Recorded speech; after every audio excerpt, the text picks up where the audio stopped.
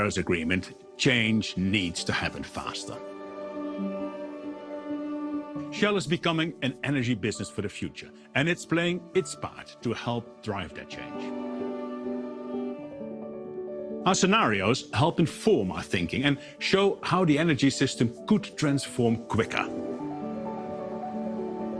The transition of the world's energy system is happening while global population is growing, potentially to 11 billion by the end of the century. That's more people requiring more energy for a better quality of life. So the question is, what could this energy system look like?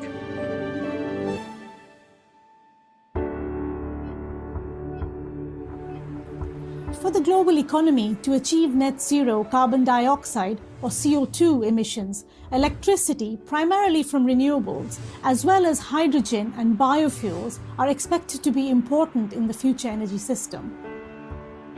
Shell scenarios explore a range of possible futures to help make better decisions today for tomorrow.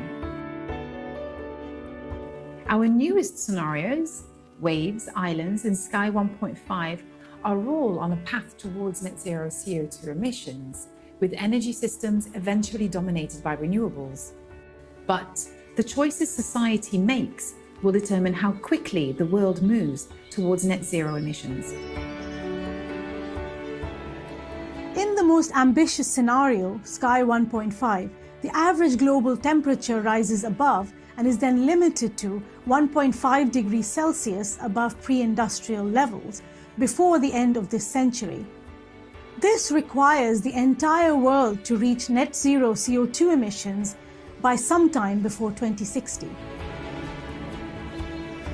Our scenarios show that leading economies, sectors and companies must act faster for the world to achieve this timeline.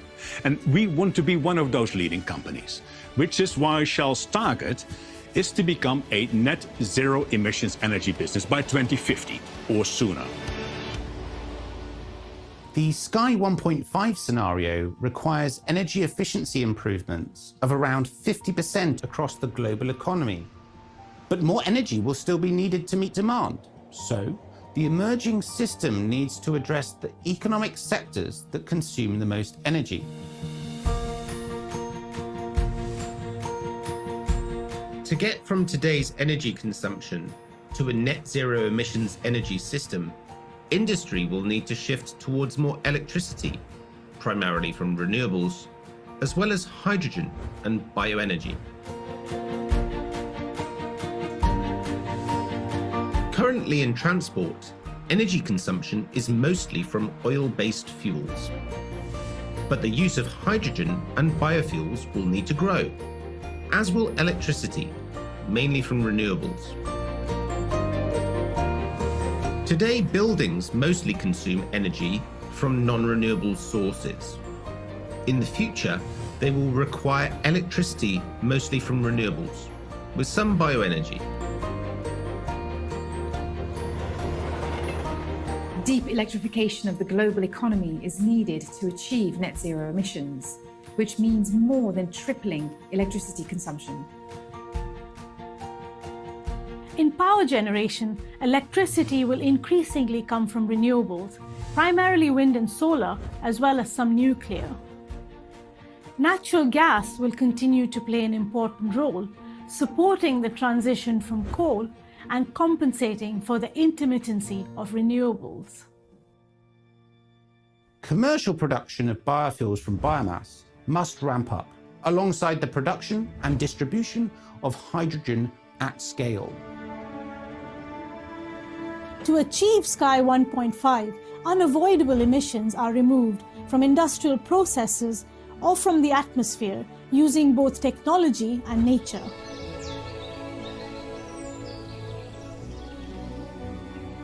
While the energy transition is inevitable, it will proceed at different paces in different places and sectors and with different degrees of turbulence. Faster progress needs pioneering leaders in government and businesses to act. Government policy and greater alignment will also be crucial, country by country and sector by sector, with each needing a different approach to unlock well-directed investment. We know that the energy transition can only happen if governments and businesses incentivize low and zero carbon choices, and if customers embrace these changes. There is no doubt the transformation of the energy system must move faster to limit global warming. And this is a huge challenge that affects everyone, because the world needs energy to improve lives. And for a healthy planet, this must be cleaner energy.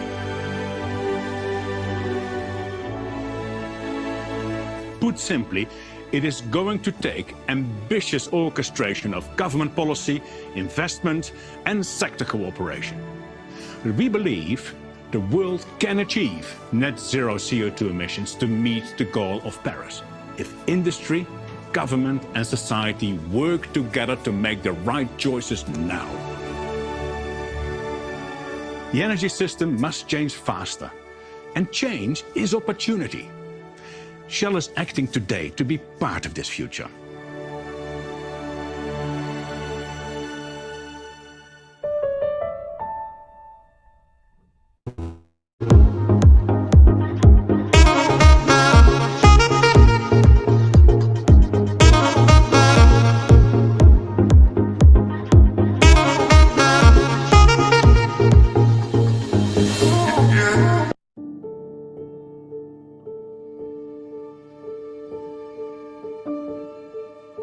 The way the world produces and uses energy is visibly changing. But to meet the most ambitious goals of the Paris Agreement, change needs to happen faster. Shell is becoming an energy business for the future, and it's playing its part to help drive that change. Our scenarios help inform our thinking and show how the energy system could transform quicker. The transition of the world's energy system is happening while global population is growing, potentially to 11 billion by the end of the century. That's more people requiring more energy for a better quality of life. So the question is, what could this energy system look like?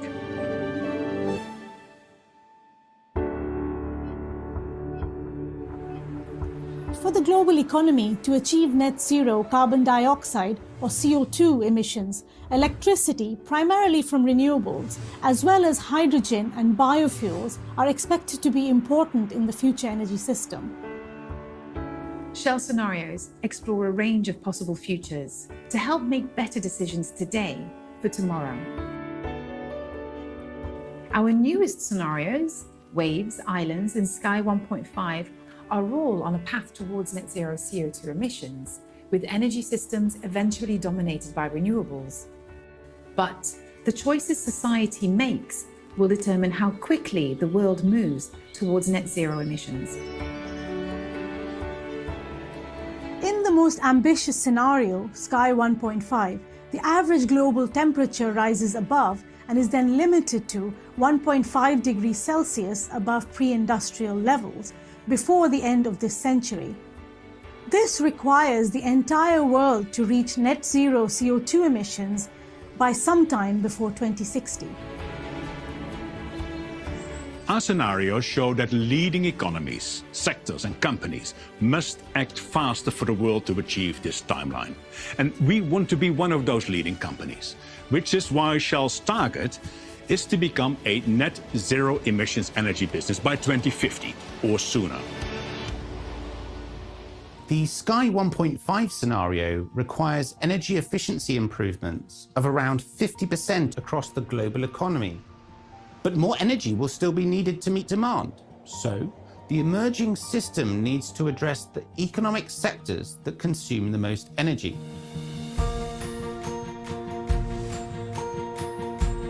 To get from today's energy consumption to a net zero emissions energy system, industry will need to shift towards more electricity, primarily from renewables, as well as hydrogen and bioenergy.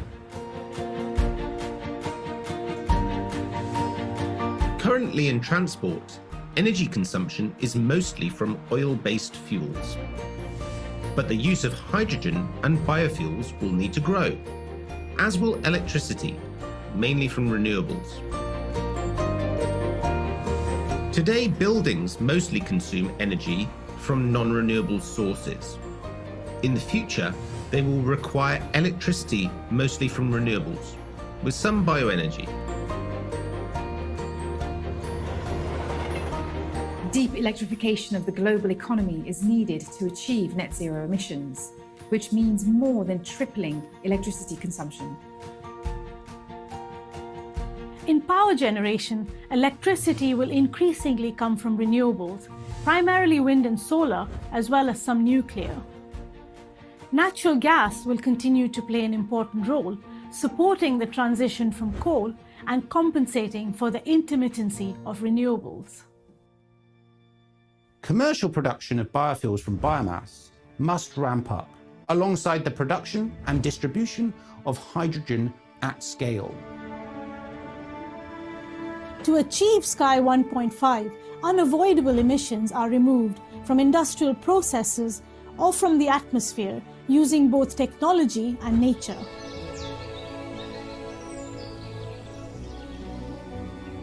While the energy transition is inevitable, it will proceed at different paces in different places and sectors and with different degrees of turbulence.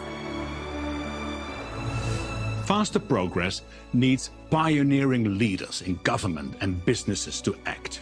Government policy and greater alignment will also be crucial, country by country and sector by sector, with each needing a different approach to unlock well-directed investment. We know that the energy transition can only happen if governments and businesses incentivize low and zero carbon choices, and if customers embrace these changes. There is no doubt the transformation of the energy system must move faster to limit global warming. And this is a huge challenge that affects everyone, because the world needs energy to improve lives. And for a healthy planet, this must be cleaner energy. Put simply, it is going to take ambitious orchestration of government policy, investment, and sector cooperation. But we believe the world can achieve net zero CO2 emissions to meet the goal of Paris if industry, government, and society work together to make the right choices now. The energy system must change faster, and change is opportunity. Shell is acting today to be part of this future.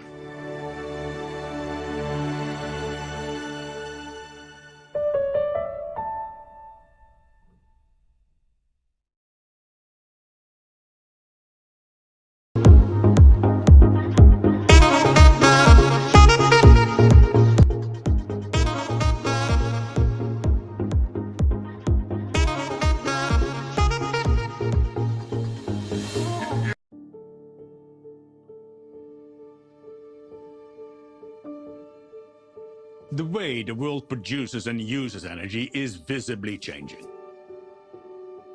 But to meet the most ambitious goals of the Paris Agreement, change needs to happen faster. Shell is becoming an energy business for the future, and it's playing its part to help drive that change. Our scenarios help inform our thinking and show how the energy system could transform quicker. The transition of the world's energy system is happening while global population is growing, potentially to 11 billion by the end of the century. That's more people requiring more energy for a better quality of life. So the question is, what could this energy system look like?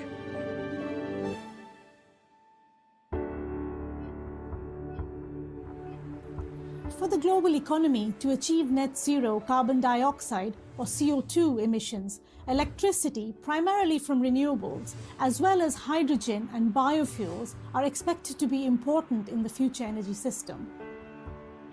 Shell scenarios explore a range of possible futures to help make better decisions today for tomorrow. Our newest scenarios waves, islands, and Sky 1.5 are all on a path towards net zero CO2 emissions, with energy systems eventually dominated by renewables. But the choices society makes will determine how quickly the world moves towards net zero emissions. In the most ambitious scenario, Sky 1.5, the average global temperature rises above and is then limited to 1.5 degrees Celsius above pre-industrial levels before the end of this century.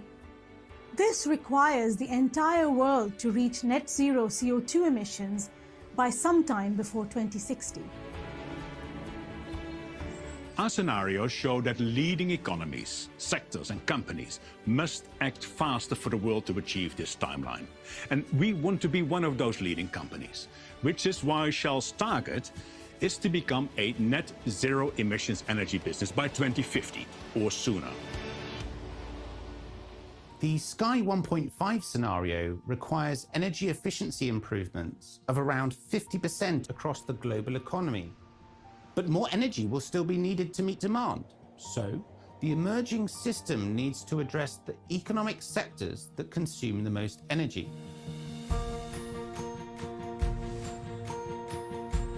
To get from today's energy consumption to a net zero emissions energy system, industry will need to shift towards more electricity, primarily from renewables, as well as hydrogen and bioenergy. Currently in transport, energy consumption is mostly from oil-based fuels. But the use of hydrogen and biofuels will need to grow, as will electricity, mainly from renewables. Today, buildings mostly consume energy from non-renewable sources.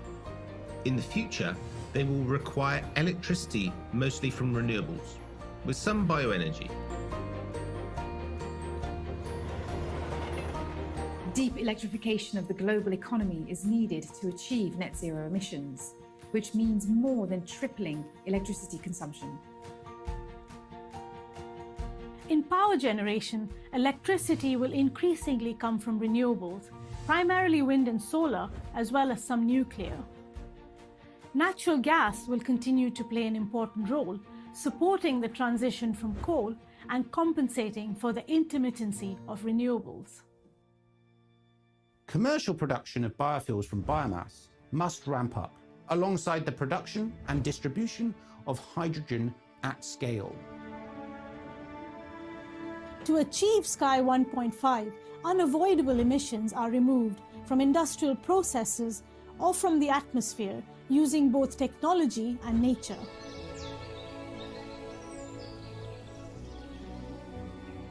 While the energy transition is inevitable, it will proceed at different paces in different places and sectors and with different degrees of turbulence. Faster progress needs pioneering leaders in government and businesses to act. Government policy and greater alignment will also be crucial, country by country and sector by sector, with each needing a different approach to unlock well-directed investment. We know that the energy transition can only happen if governments and businesses incentivize low and zero carbon choices and if customers embrace these changes. There is no doubt the transformation of the energy system must move faster to limit global warming. And this is a huge challenge that affects everyone because the world needs energy to improve lives. And for a healthy planet, this must be cleaner energy. Put simply, it is going to take ambitious orchestration of government policy, investment, and sector cooperation. We believe the world can achieve net zero CO2 emissions to meet the goal of Paris if industry, government, and society work together to make the right choices now. The energy system must change faster, and change is opportunity. Shell is acting today to be part of this future.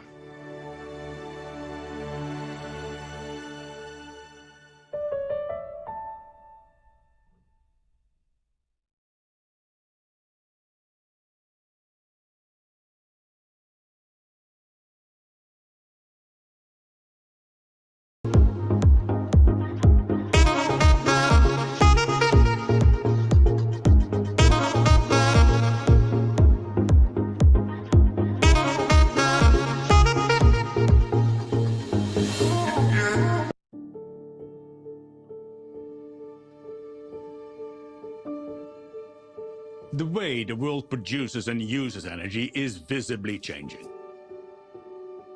But to meet the most ambitious goals of the Paris Agreement, change needs to happen faster. Shell is becoming an energy business for the future, and it's playing its part to help drive that change. Our scenarios help inform our thinking and show how the energy system could transform quicker.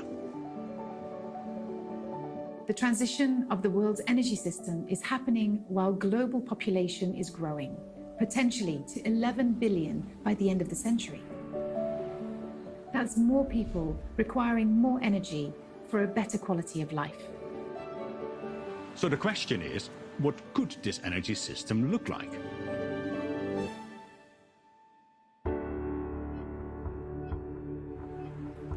For the global economy to achieve net zero carbon dioxide or CO2 emissions, electricity, primarily from renewables, as well as hydrogen and biofuels, are expected to be important in the future energy system. Shell scenarios explore a range of possible futures to help make better decisions today for tomorrow. Our newest scenarios, Waves, Islands, and Sky 1.5, are all on a path towards net zero CO2 emissions, with energy systems eventually dominated by renewables. But the choices society makes will determine how quickly the world moves towards net zero emissions. In the most ambitious scenario, Sky 1.5, the average global temperature rises above and is then limited to 1.5 degrees Celsius above pre-industrial levels before the end of this century. This requires the entire world to reach net zero CO2 emissions by sometime before 2060. Our scenarios show that leading economies, sectors and companies must act faster for the world to achieve this timeline.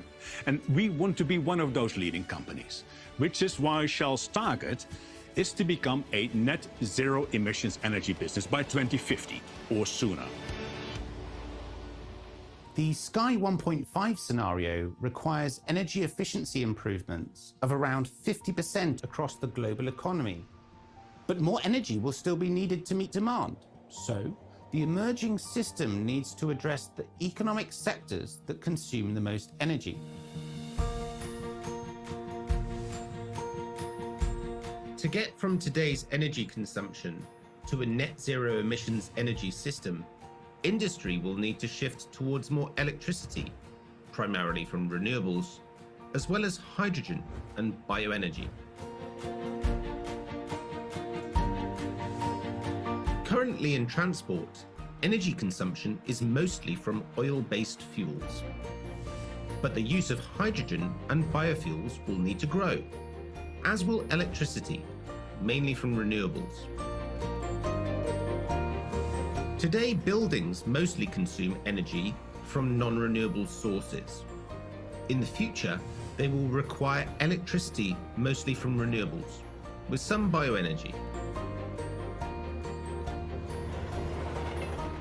Deep electrification of the global economy is needed to achieve net zero emissions, which means more than tripling electricity consumption.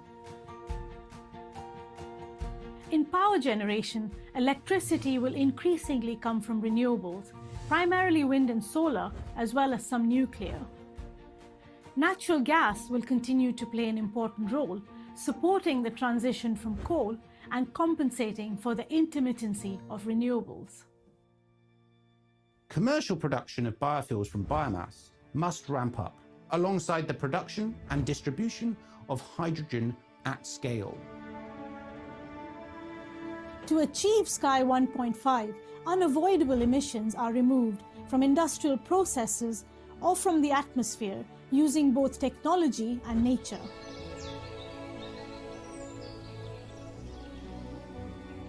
While the energy transition is inevitable, it will proceed at different paces in different places and sectors and with different degrees of turbulence.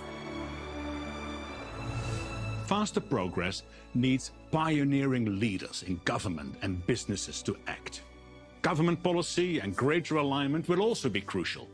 country by country and sector by sector, with each needing a different approach to unlock well-directed investment. We know that the energy transition can only happen if governments and businesses incentivize low and zero carbon choices, and if customers embrace these changes. There is no doubt the transformation of the energy system must move faster to limit global warming. And this is a huge challenge that affects everyone, because the world needs energy to improve lives. And for a healthy planet, this must be cleaner energy. Put simply, it is going to take ambitious orchestration of government policy, investment, and sector cooperation. But we believe the world can achieve net zero CO2 emissions to meet the goal of Paris if industry, government, and society work together to make the right choices now. The energy system must change faster, and change is opportunity. Shell is acting today to be part of this future.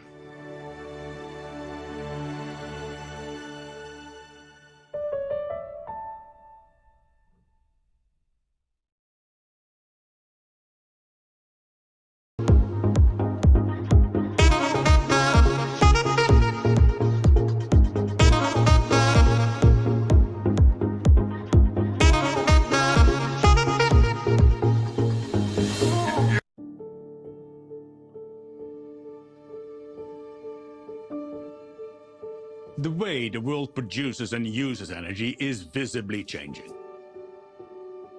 But to meet the most ambitious goals of the Paris Agreement, change needs to happen faster. Shell is becoming an energy business for the future, and it's playing its part to help drive that change. Our scenarios help inform our thinking and show how the energy system could transform quicker. The transition of the world's energy system is happening while global population is growing, potentially to 11 billion by the end of the century. That's more people requiring more energy for a better quality of life. So the question is, what could this energy system look like?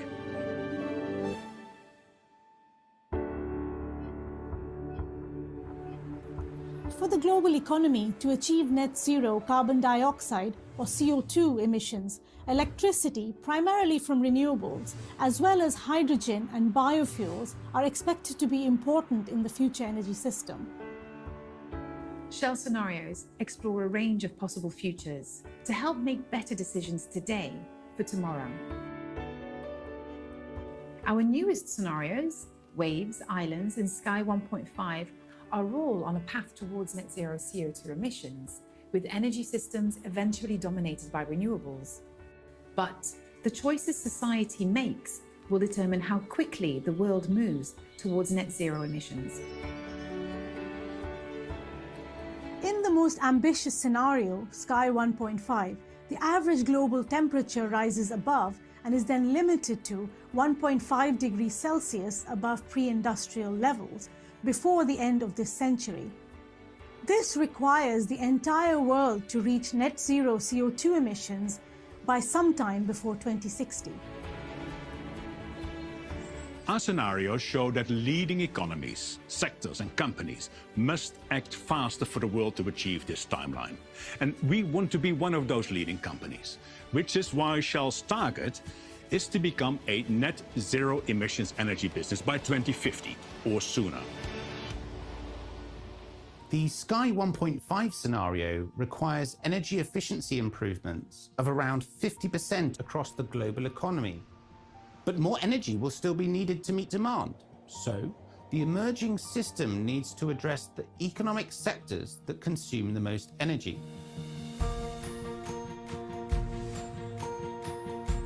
To get from today's energy consumption to a net zero emissions energy system, industry will need to shift towards more electricity, primarily from renewables, as well as hydrogen and bioenergy. Currently in transport, energy consumption is mostly from oil-based fuels. But the use of hydrogen and biofuels will need to grow, as will electricity, mainly from renewables. Today, buildings mostly consume energy from non-renewable sources. In the future, they will require electricity mostly from renewables, with some bioenergy. Deep electrification of the global economy is needed to achieve net zero emissions, which means more than tripling electricity consumption. In power generation, electricity will increasingly come from renewables, primarily wind and solar, as well as some nuclear. Natural gas will continue to play an important role, supporting the transition from coal and compensating for the intermittency of renewables. Commercial production of biofuels from biomass must ramp up, alongside the production and distribution of hydrogen at scale. To achieve Sky 1.5, unavoidable emissions are removed from industrial processes or from the atmosphere using both technology and nature.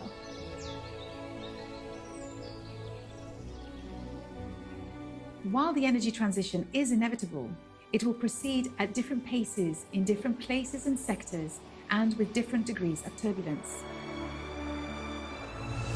Faster progress needs pioneering leaders in government and businesses to act.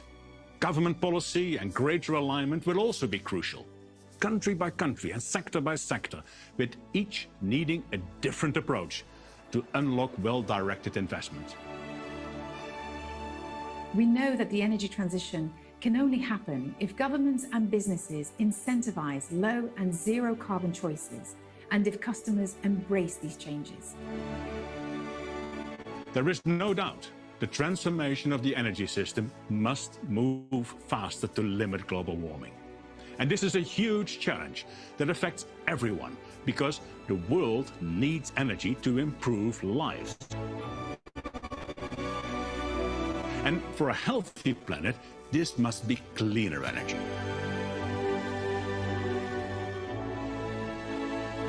Put simply, it is going to take ambitious orchestration of government policy, investment, and sector cooperation.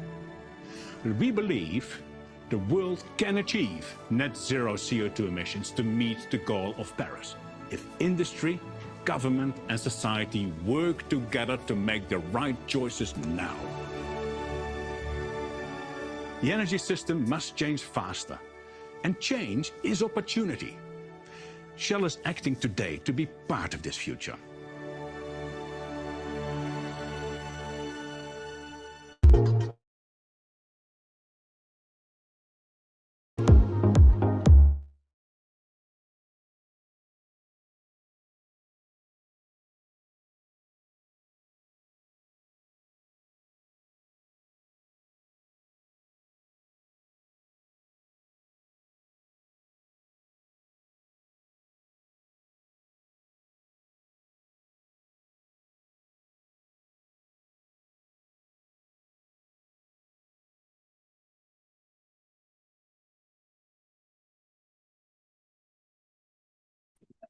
All right, good morning po. It's already 8:50 on my clock.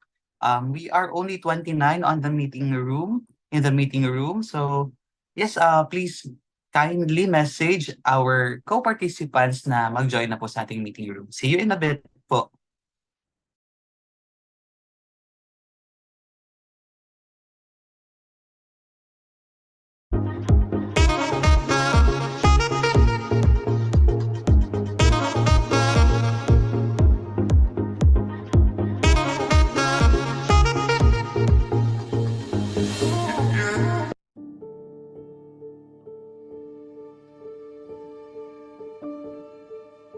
The way the world produces and uses energy is visibly changing.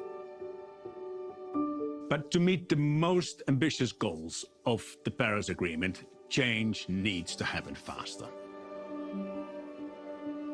Shell is becoming an energy business for the future, and it's playing its part to help drive that change. Our scenarios help inform our thinking and show how the energy system could transform quicker. The transition of the world's energy system is happening while global population is growing, potentially to 11 billion by the end of the century. That's more people requiring more energy for a better quality of life. So the question is, what could this energy system look like?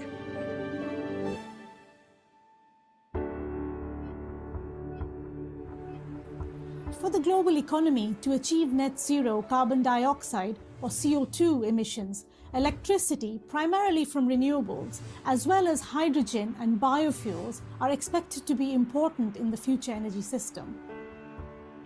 Shell scenarios explore a range of possible futures to help make better decisions today for tomorrow. Our newest scenarios, Waves, Islands, and Sky 1.5, are all on a path towards net zero CO2 emissions, with energy systems eventually dominated by renewables. But the choices society makes will determine how quickly the world moves towards net zero emissions. In the most ambitious scenario, Sky 1.5, the average global temperature rises above and is then limited to 1.5 degrees Celsius above pre-industrial levels before the end of this century. This requires the entire world to reach net zero CO2 emissions by sometime before 2060. Our scenarios show that leading economies, sectors and companies must act faster for the world to achieve this timeline. And we want to be one of those leading companies, which is why Shell's target is to become a net zero emissions energy business by 2050 or sooner. The Sky 1.5 scenario requires energy efficiency improvements of around 50% across the global economy. But more energy will still be needed to meet demand.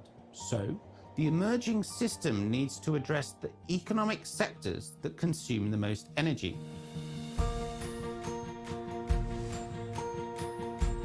To get from today's energy consumption to a net zero emissions energy system, industry will need to shift towards more electricity, primarily from renewables, as well as hydrogen and bioenergy. Currently in transport, energy consumption is mostly from oil-based fuels. But the use of hydrogen and biofuels will need to grow, as will electricity, mainly from renewables. Today, buildings mostly consume energy from non-renewable sources. In the future, they will require electricity mostly from renewables, with some bioenergy. Deep electrification of the global economy is needed to achieve net zero emissions, which means more than tripling electricity consumption. In power generation, electricity will increasingly come from renewables, primarily wind and solar, as well as some nuclear. Natural gas will continue to play an important role, supporting the transition from coal and compensating for the intermittency of renewables. Commercial production of biofuels from biomass must ramp up, alongside the production and distribution of hydrogen at scale.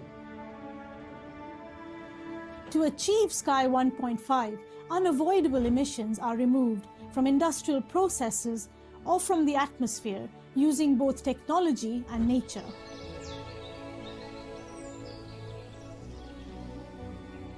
While the energy transition is inevitable, it will proceed at different paces in different places and sectors and with different degrees of turbulence. Faster progress needs pioneering leaders in government and businesses to act. Government policy and greater alignment will also be crucial, country by country and sector by sector, with each needing a different approach to unlock well-directed investment. We know that the energy transition can only happen if governments and businesses incentivize low and zero carbon choices and if customers embrace these changes.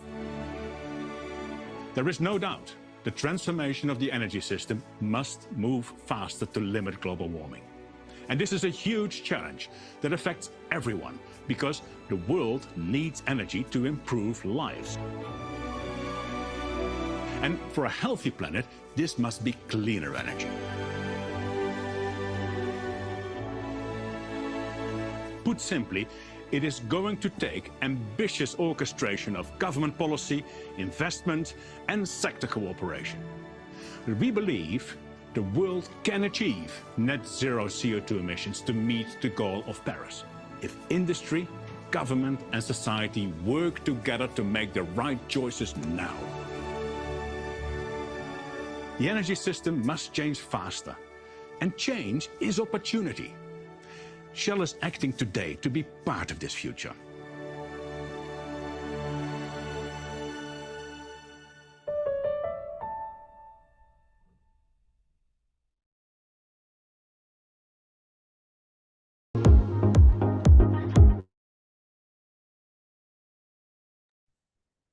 All right, good morning po ulit. In 2 minutes, we will start our session na for today.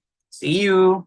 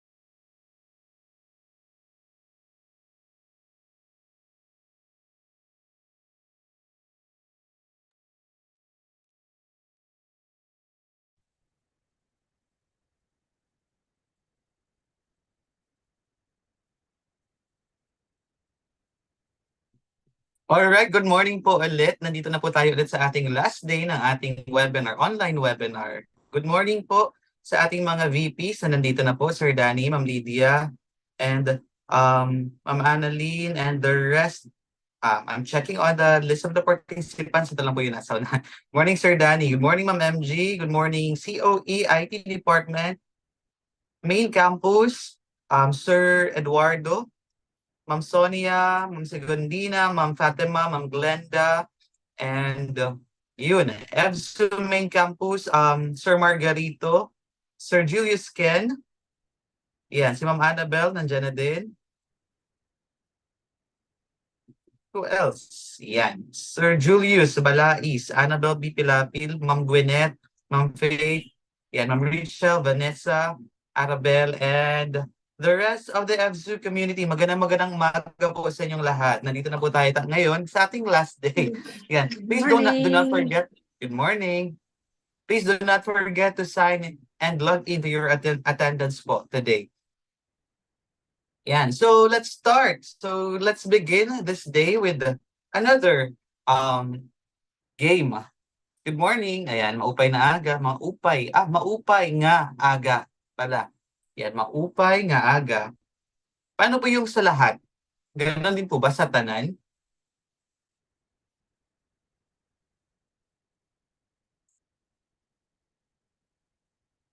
Maupay nga aga haiyo nga tanan. Maupay nga aga haiyo nga tanan.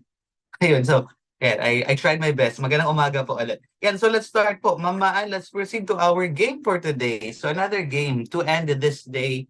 To end the week of the sobrang madaming magtawag dito, learning field na sessions. So let's start with something light lang today. So yesterday we had a session on scenario building, and we learned that from the scenario building, dapat para tayong director. But before tayo maging director, let us first become the actors. So for this game, we are just going to guess the movie or the actor based from the famous lines that we will show you. So I will also be calling some of the participants, some of our learners today, to read the lines with feelings.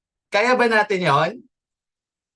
Sige, pa-type naman ng, or pa-type lang ng okay, pa-react lang ng thumbs up kung ready na ang lahat para sa ating little game for today. Magda-drama club tayo. Thank you, Ma'am Glenda. Ayan. Thank you. Or pa-message na lang sa ating group chat para mas makita po natin na mas maayos. Pa-type na lang ng go. Just to check din kung nandito na ang lahat po. Ayan. Pa-type na lang ng go kung ready na ang lahat. Thank you, Ma'am Sonia.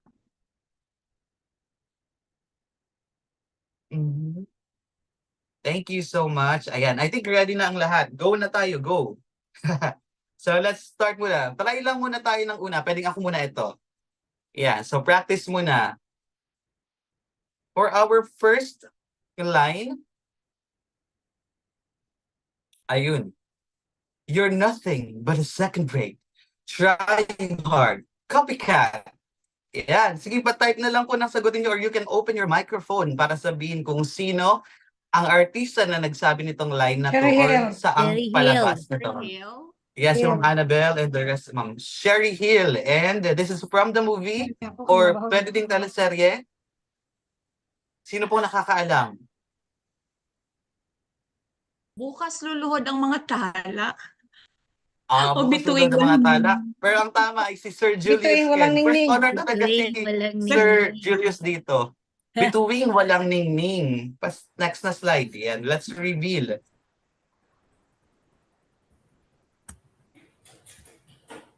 Ayan. This line is from Bituing Walang Ningning by Sherry Hill. Very good. Let's have one more practice. Tapos tawag na po tayo ng iba naman po. Kaya po? Ayan. Good morning, Sir Tito. Siguro tatawagin Sir Tito mamaya. Ayan. Sabi dito, my brother is not a pig. Ang kapatid ko ay tao, hindi baboy damo. Sino po ang nagsabi nito? Ate Guy. Si Ate Guy or si Nora Honor. Saang movie? Sige, dito na lang tayo magpo-point tayo sa kung saang movie. Gamo-gamo? Minsan isang gamo-gamo. Grabe talaga si Sir Julius Ken. Ang galing talaga niya. Alam na alam niya yung mga ganitong bagay. Mamaya tatawagin ko si Sir Julius Ken. I think sa next na slide, si Sir Julius Ken ang tatawagin natin. Nag-review na naman siya. Sige po. Next na slide tayo. Yan. Si Nora Honor. And for the next na line, Sir Julius Ken, baka naman, bigyan mo naman kami ng isang pangmalakasan na line dyan. Sige, next na slide please. Ayan. Sige nga, Sir Julius Ken. Pa-turn on ang mic and camera. Sayang wala daw mic si Sir Julius Ken. Sino makakatulong kay Sir Julius Ken? I think si Ma'am MG na lang. Feeling ko close sila eh. Ma'am MG, please. Sir Ken! Ikaw naman, MG daw. Basahin mo na ba, sir? Opo, may feelings daw, may feelings. Oh, yes. Oo. Kaibigan mo ako. Ayun si Ma'am Glenda, oh. Kaibigan mo lang ako. And I'm so stupid to make the big mistake of falling in love with my best friend, Julina Magdangal. Oh, wow! Sino po ang nagsabi ng line na to? I think alam to ng mga medyo nasa gitnang edad. Si Julina, sir, Magdangal. Julina Magdangal. From Loves Kita, okay lang. Okay ka lang. Julina Magdangal. Ayan. Sige, hindi ko nakita. Panood na lang po sa ating tech team kung sino yung nauna nagsabi ng Julina and sa ang movie. Siguro mas fun siguro kung yung movie na lang hulaan kasi mas familiar tayo sa artista para mas challenging. Okay ba yun sa lahat? Okay, sige, let's proceed to the next line. Ma'am Glenda, can you choose among our participants kung sino yung pwedeng magbasa ng line na to?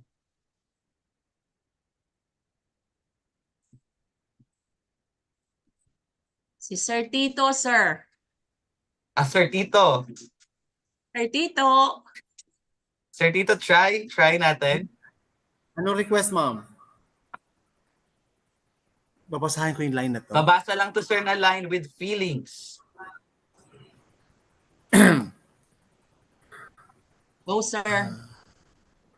Oh yes! Kaibigan mo ako. Kaibigan mo lang ako. And, Ay. and I'm Dito, so stupid to make the biggest mistake of falling in love with my best friend. uy, grabe, nilabanan ni Sir si Ma'am Glenda.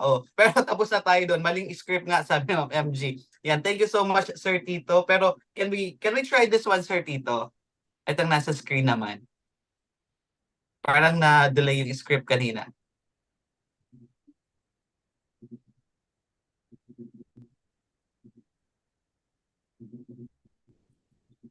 Late yata yung internet. Naglalag yata tayo. Clear lang ba tayo yung audio natin or meron ba tayong parang lag? Pa-check lang po ako kung aligned tayo dito sa nangyayari today. Hello? Or is it my internet connection? Hello, sir. Okay naman po sa akin. Okay. Yes, sir. Yeah. Clear. Baka sa internet ni Sir Tito. Sige, dahil nagbigay na ng makabagbag damdamin na delivery si Sir Tito, ako na lang po magbabasa muna nito. Ayan. Sabi dito, she loved me at my worst. You had me at my best. But pinaliwala mo lang ang Si lahat Sir yun. Ken na lang, si You Sir chose to Ken. break my Si heart. Sir Ken Si Badelio. Sir Ken daw, Sir Ken. Wala daw kasing mic si Sir Ken po eh. Go, Ayan. Sir Ken. Nahulaan na ito ni Sir Ken.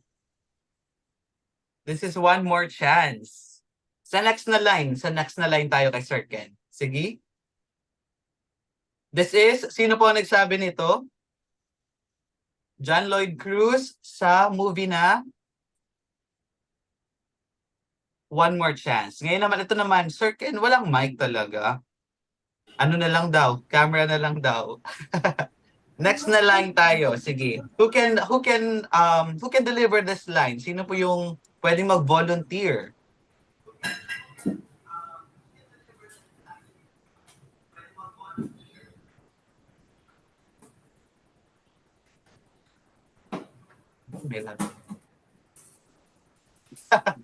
Memorize ang Sir Julius Ken ito. No other woman. Sino po ang nagsabi nito?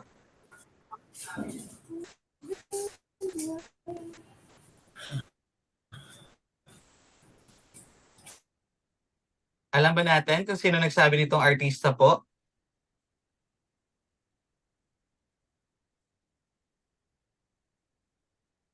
Fernando po Jr. Thank you, Ma'am Vanessa, baka pwede mo pong basahin ito. Sige na, ma'am. Open na po tayo ng mic. Kung paano binasa, kung paano dineliver ito ni Fernando po.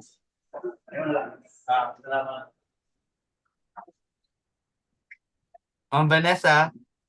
Yes, sir. Opo. Sige. Wala akong husky voice. Ang mundo ay isang malaking quiapo. Maraming snatchers, mahagawan ka, lumaban ka. Paano na? Para ipack up mo na yung Lucy Torres mo. Ilaban mo na yan dyan, si Gretchen Barreto. Anak, ako na bahala sa Red Stilettos mo. Thank you, Ma'am Vanessa. Ini-imagine ko talaga kung sinabi ito ni Fernando Poe Jr. Let's reveal nga, mamaan, kung sino nagsabi nito. Yan. Nagsabi nito ay si Miss Carmy Martin sa pelikulang No Other Woman starring Ann Curtis. O, di ba? Yan, ibang movie yun. Batang Quiapo yun. Batang Quiapo. Yan, next slide tayo. Thank you, Ma'am Vanessa. Ma'am, baka meron kang masuggest sa participants natin kung sino ang pwede magbasa nito.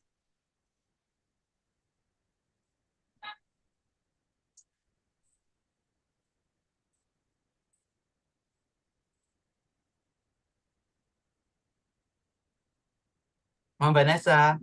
Sharon Si Sir Connect. Kabuyaw. Ayun, meron na tayong sagot from Ma'am Sonia, si Miss Sharon Coneta. That's correct. Pero let's wait for someone to deliver this one. Ma'am Dayan, can you deliver this one?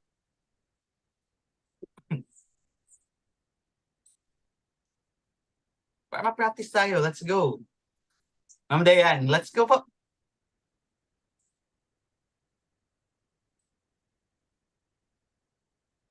Hindi daw kaya ni Ma'am Dayan. Sige, let's help Ma'am Dayan. Ako na lang magliligtas sa'yo, Ma'am Dayan. Sige, pagdating dito sa Siargao, iligtas mo rin ako, ah. Sabi dito ni Sharon, you're absolutely right. Yan lang ang tingin mo sa akin. Tagahanda ng susunod mo, ng kakainin mo, taga-ayos ng bahay mo, taga-salo ng mga problema mo. I was never your partner. I'm just your wife. Kaya hindi mo ako nire-respeto. Alang, bigat. Anong klaseng scenario ito kung sa scenario building? Parang lahat ito ay nasa, collapse scenario. Mga hindi natin gustong mangyari sa buhay natin. Ayun, collapse down. That's correct, sir. Ma'am Segundina. Next, tingnan natin kung meron ditong growth scenario or transformation scenario. Let's have two more. Yan. Oh, ito medyo kalmado lang itong delivery nito. Sino kaya ang nagsabi ng line na to? Basahin muna natin on our own, tapos let's pick someone to deliver this line. Wala, practice lang po ito, no? Pagdating dito, meron talagang ganito. Any answer po? Any guess kung sino po ang nag-deliver ng line na to?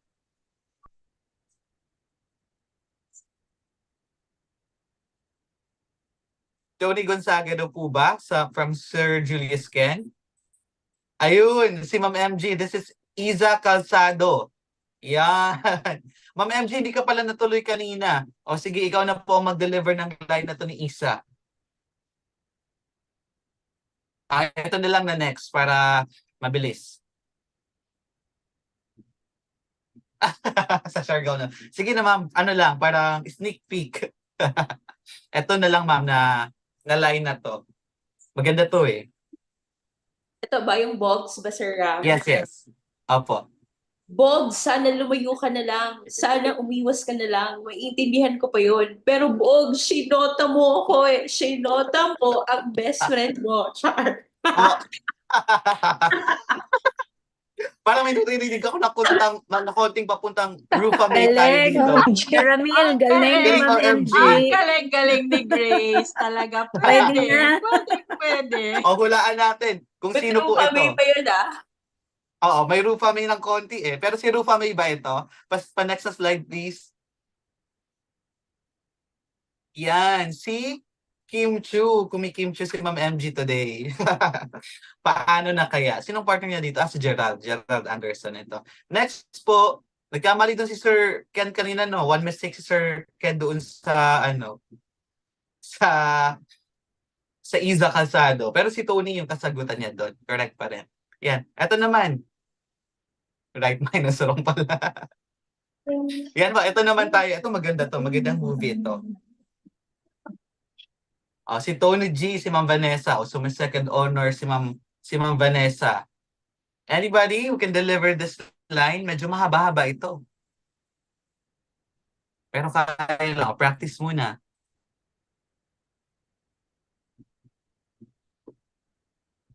Sige, bigyan natin ng pasabog na ending ito. Sino kaya ang pwede magbigay sa atin ng pasabog na delivery?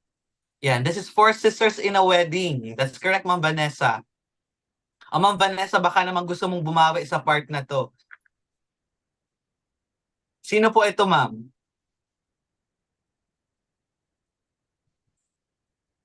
Ayun, nasabi na pala kanina si... Sino nagbigay ng line po na to?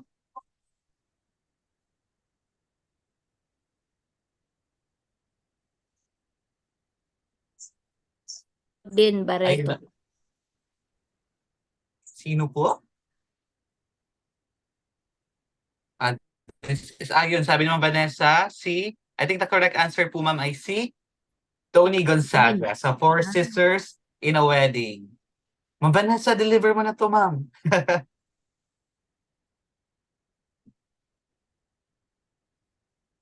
Nahiya siguro si Ma'am Vanessa, pass daw. Gusto niya Fernando po eh. Sige, mi na lang, mi. Para sa last. So sabi niya dito, or si Mamaan, yung tech team natin, Mamaan, baka naman. May Rufa May din kasi ako. Sige, go. Gusto nating Rufa May eh. Sige. Ikaw yung wala lang. Kahit anong gawin mo, ang galing-galing mo. Ako, kahit anong kayod ko, kahit anong pagod ko, kahit kailan hindi ako lumapit sa galing mo. Kasi ikaw naman talaga yung magaling, di ba? Ikaw yung matalino, ikaw yung maganda. Lahat ikaw na. Kapatid kita, Bobby, kaya mahal na mahal kita. Pero alam mo yung totoo, inggit na ako sa'yo. Inggit na inggit ako sa'yo, Bobby. Ala, parang totoo.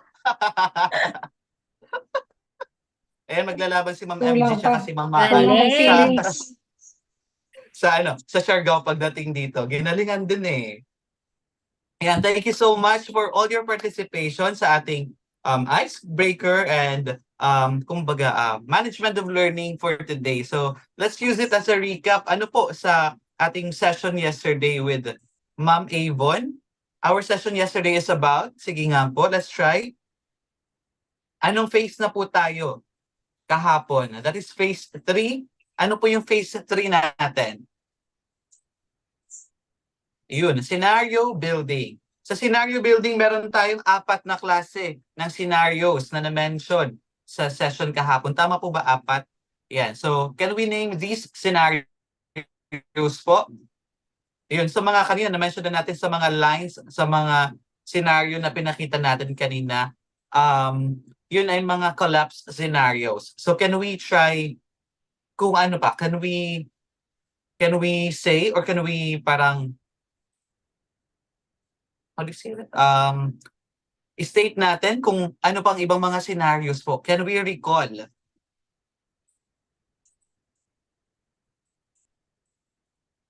You can type sa chat box po natin. Yeah, so we have transformation scenario. We also have growth scenario and then constrained scenarios. Yan. So those are the scenarios na mga na nakikita natin na-discuss kahapon sa scenario building. And doon na ba tayo nagtatapos sa scenario building sa phase na to? Or next na step? After ng scenario building, una natin ginagawa, syempre po ginagawa natin yung framework, kagaya po ng artista. Yan, kagaya po ng paggagawa ng movie. We start with the plot. So, we start with our scenario framework. Pag nagawa na natin ang scenario framework, yan, we also deepen the scenario. So, tinitingnan natin kung ano ba yung best na plausible scenario. And then, after that, ano nang nangyayari po? We tell. Yan. Nag-storytell tayo ng mga scenarios natin. So that was our session yesterday. And today is yet another fun and then fruitful and meaningful na session on strategic foresight. This is the last phase. And kung nakita ninyo po sa ating schedule, this is the strategy development session. So hindi ko na patatagalin pa. Tatawagin na po natin ang ating next na speaker. Ang next na speaker po natin ay nakilala na po natin siya nung isang araw. Our next speaker is none other than Sir CJ De Vera. Yan, our project manager of the year. Yan. Palakpakan po natin si Sir CJ and let's all welcome him. All right, good morning. Thank you, Ram. Good morning po sa ating EVSU family, sa EVSU community. Yan. Pa-heart reacting naman po kung buhay na buhay tayo ngayong umaga. It's Friday, TGIF po, no? Kamusta po ang lahat? Happy na po kasi Friday. Meron po bang Saturday class ang EVSU? Yes. Meron po, no. So yung mga professors po natin, hindi pala TGIF, no? Meron pa tayong Saturday. Anyways, let's make it fruitful po, full of learnings, and of course, fun as we do it sa DAP. So, ito lang po, no? Meron lang tayong konting gagawin, no? Let's have a game po, the entire activity, the entire session. This time, hindi na po siya per department or per group. Let's have it a competition, let's have it a challenge po, no? A contest between the females, our ladies, and our gentlemen. Okay lang po ba yun? Right? Excited? Exciting. Sino po ba yung mga competitive dito? Marami po, no? So, yes. Alright, pa-flash ako ng next slide. So, let's have a game time po muna, no? Bago tayo mag-start. Game time. So, again, this will be boys versus our girls, no? So, pa-type lang po sa chat box, paunahan lang po, no? So, kung may mauna pong lady na sumagot, yun po yung i-consider natin pag tama. Pag may nauna naman po tayong gentleman na sumagot, yun po yung i-consider natin for the point. Pero, dapat tama po yung mga sagot natin na this is just a recap po. Sige, let's flash this one. Pag sunod-sunurin po natin, no? Go, go, go, go.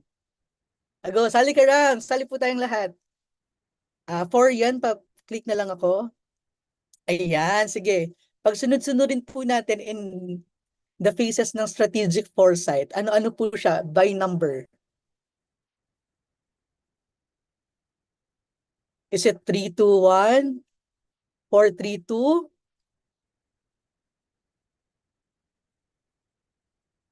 Meron ba? Meron ba? May nakasagot na ba? Pacheck naman ako, Sir Ram.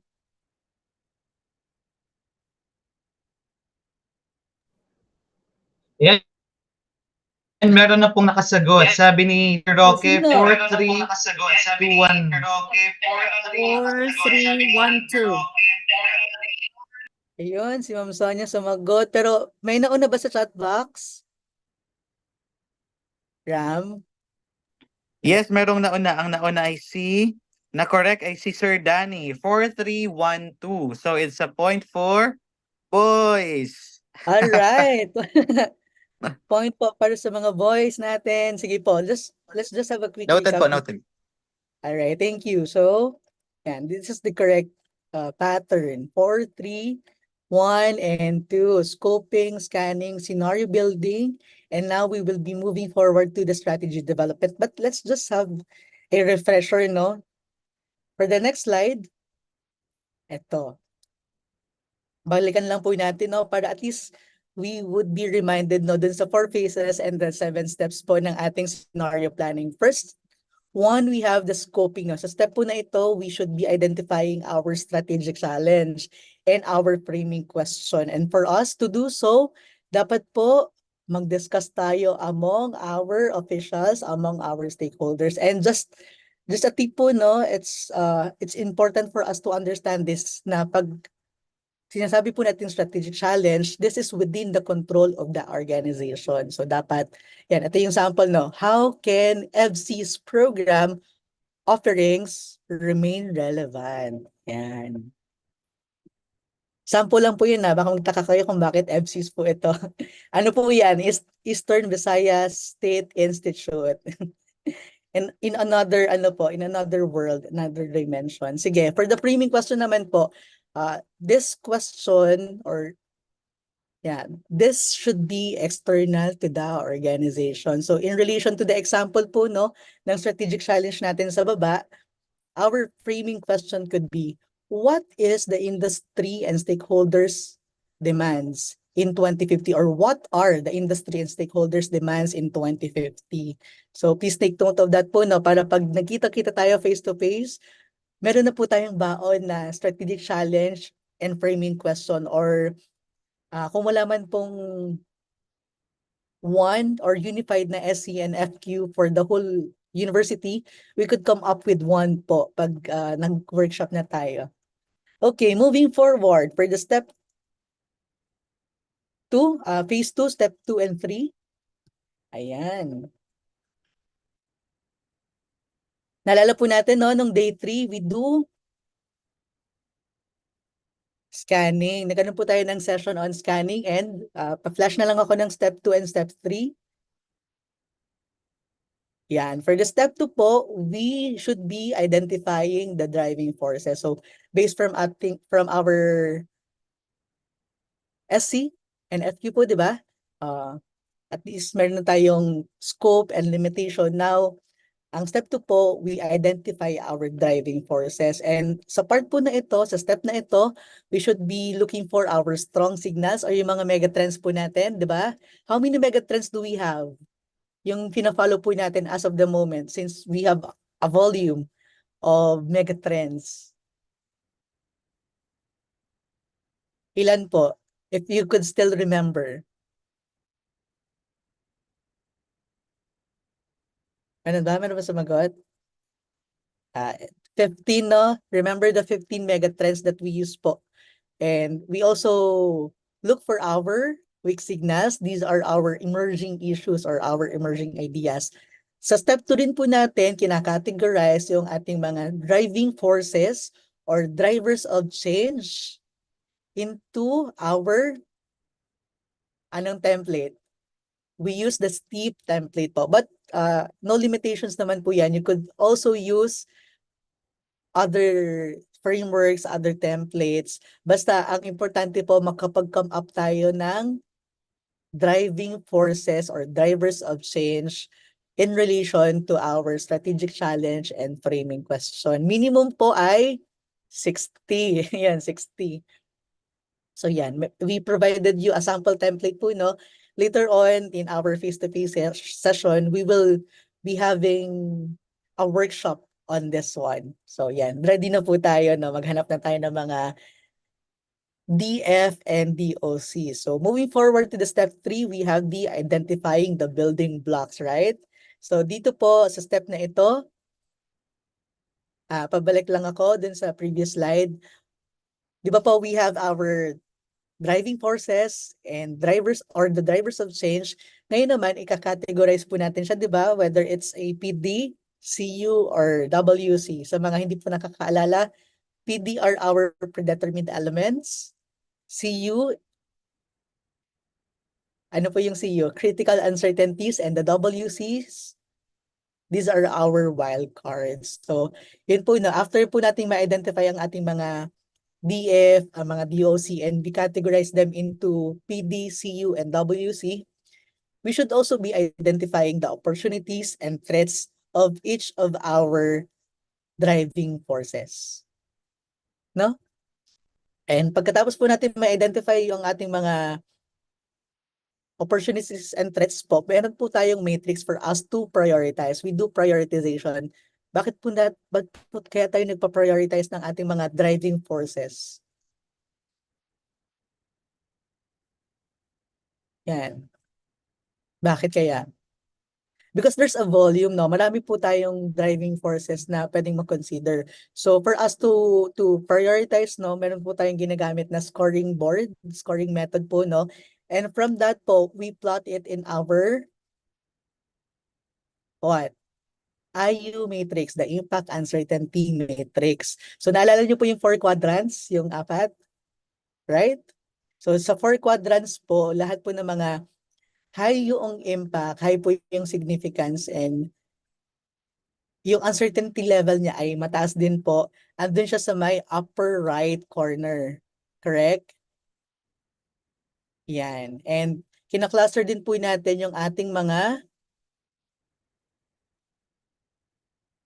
ano po kaya yun? Ating mga driving forces and ang ating mga drivers of change. Kasi somehow when we produce or identified our DFs and DOCs, at times meron pong mga items na related to each other. So what we do is we merge things, no? We do a workshop para po mapag-merge siya into more general and mako-cover niya po yung certain number of DFs and DOCs na meron tayong nabuo or napili. And then our DOCs and DFs po, mamimili po tayo, no? nang gagamitin natin as our building blocks. Bakit po kaya? Mahalaga po ang ating building blocks kasi ito po yung magiging core ng ating scenarios later on. So for the next slide, we have the phase 3 po, no, ang ating the scenario building which was discussed yesterday. Yun. Mas masaya po ito pag face-to-face na when we do the scenario building. Talagang robust yung discussion, talagang maraming ideas na nagpa-float, merong mga minsan pro doon sa mga ideas or doon sa scenarios, or meron din namang mga reserve, mga how do we call it, medyo conservative when we create our scenarios. But in this phase po, we have step 4, no? We have the scenario frameworks. So ito po, no, we just need to choose which approach or method po yung gagamitin natin. So very prevalent po na ginagamit, especially in our structure po, we use the alternative futures or the archetypes. So meron po siyang 4 quadrants, no? As you have remembered kanina, we have the continued growth, we have the discipline, we have the collapse and transformation. So lahat po ng mga building blocks natin from step 3, gagamitin po natin yan to build our scenarios. Yun, yung 4 na scenarios. Yan. After naman po nito, no, once we are able to create our scenarios, for example, in transformation quadrant, dito po tayo ngayon pupunta sa step 5, which is deepening our scenarios. How do we do it? We storify. We storify po, no, so that mas relatable po yung ating mga scenarios. Mas makakuha po tayo ng support, 'di ba, from our stakeholders.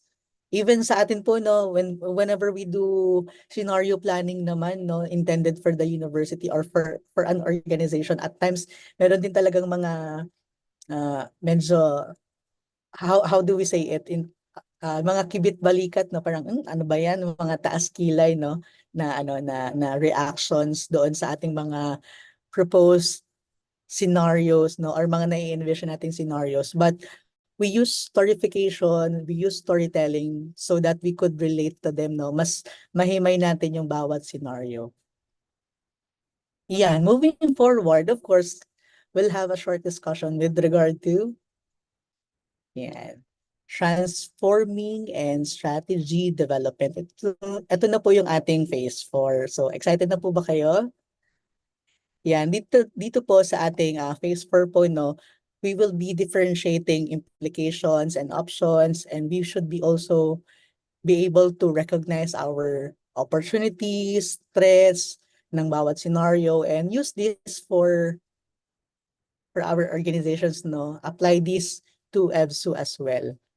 Yan. And of course, building and developing our scenarios to strategies for our organization. So moving forward po, punta muna tayo sa phase 4, step 6. This is the second to the last stage po, no? We have the implications and options. Ano po kaya itong implications and options? Sige nga po. Anyone? Wala na. Sige po, for the implications and options po, no, moving forward, yan, one step that we can do to develop our solutions, no, kasi we're talking about strategy development na, no, is to understand the implications of our scenarios related to our strategic challenge, no. So implications are the possible effects, no, effects or impact po ng bawat scenario na meron tayong nabuo, no? So ano yung implications, ano yung mga threats, effects na meron in each of the scenario to our organization, to our stakeholders, and so on and so forth. So ito po mga implications na ito, pwede siyang positive, pwede rin siyang negative. When we say it's a positive implication, no, in other words, a positive implication is an opportunity, no? So in each scenario, we should be able to look for an opportunity, whether it's a transform scenario, a collapse scenario, a discipline scenario, no? Dapat meron tayong ma-identify na opportunity kasi meron at meron po yan, no? On the other hand, we have this thing called negative implication, or these are the threats and challenges. So going back to our 4 scenarios, no, we should be able to identify what are the possible challenges, what are the threats, what could be the emerging problems, no, that we could have at hand pag andun tayo sa scenario na yon. Marami. Lalo na dun sa collapse scenario po, no, medyo marami. So, it's important po, no, dito sa ating implication is to analyze implications per scenario. Dapat meron po tayong implication, so meaning meron po tayong threats and opportunities na mabubuo and ma-identify per scenario. Yan, is important po, no. Ngayon, hindi po natin gagawin, no, you could have some in your mind, but for now, let's just leave it there, or you could note it down po para pag binalikan natin during our workshop, no, the face-to-face workshop, madali na po for us, right? So, ayan, moving forward. Yan, ito, if you could see the triangle, no, inverted triangle, meron po tayong external environment, sector, organization, and operation. And this is how we do it when we do identify our implication. So when we analyze the implications of each scenario, dapat we imagine each of our scenario unfold. So for example, we focus lang po muna doon sa ating transformation scenario ng EVSU. Meron na po ba tayong na-identify na transformation scenario para sa university from yesterday's, no? At least kung di man tayo nakapag-workshop yesterday, na-imagine po natin what could be a transformed EVSU look like. So dito po, no, meron tayong mga sets of questions na dapat tinatanong for us to understand the implication. So first is, what does this world or a transformed scenario look like for EVSU? Yan, ito po yung ating external environment. Let's just imagine it. Ano kaya yung itsura ng transformed environment or transformed world na kinalalagyan ng EVSU? Advanced, no? Medyo advanced. May mga kung ano-anong technologies, may mga advances in our infrastructure, in our systems, no, sa EVSU. Not only in EVSU, no, but outside of the organization, maraming mga advances. So ngayon naman, how is our sector affected by these advances, no? By a transformed scenario for EVSU? Ano kaya yung epekto niyan sa atin? We should be able to know that. Ano yung implication niyan? Meron ba yung buhat na threat for us, no? As mentioned na dito sa level, sa pangatlo, no, the organization, what are the challenges, what are the opportunities that this transformed scenario creates for us, and finally, operations, no, how does this impact specific service areas, business units, functions, or mandate po ng EVSU? Yan. Of course, your focus of knowing implications will depend po dun sa ating nabuong strategic challenge. If it is a strategic challenge that concerns sectoral level, organizational level, operational, which might include the services that you offer yon. Malinaw po ba? Okay, sige. Another picture for us to appreciate it. Sa next slide po, meron tayong 4 quadrants dyan. Let's imagine na meron po tayong scenario 1, scenario 2, 3, and 4. And for this particular step po, no, step 6, ito po dapat yung mabubuo natin. Meron tayong threats and opportunities na as mentioned a while ago per scenario. So, yan. Dapat mabuo po natin yan. Yun, nag-iisip na po yung iba sa atin, no? Ano kaya yung threat ng collapse scenario sa EVSU na wala ng mga estudyante o kaya meron na namang, let's say, natural disaster na nag-hit sa EVSU. Ano kaya yung mga threats, ano kaya yung mga opportunities that we could make out of it?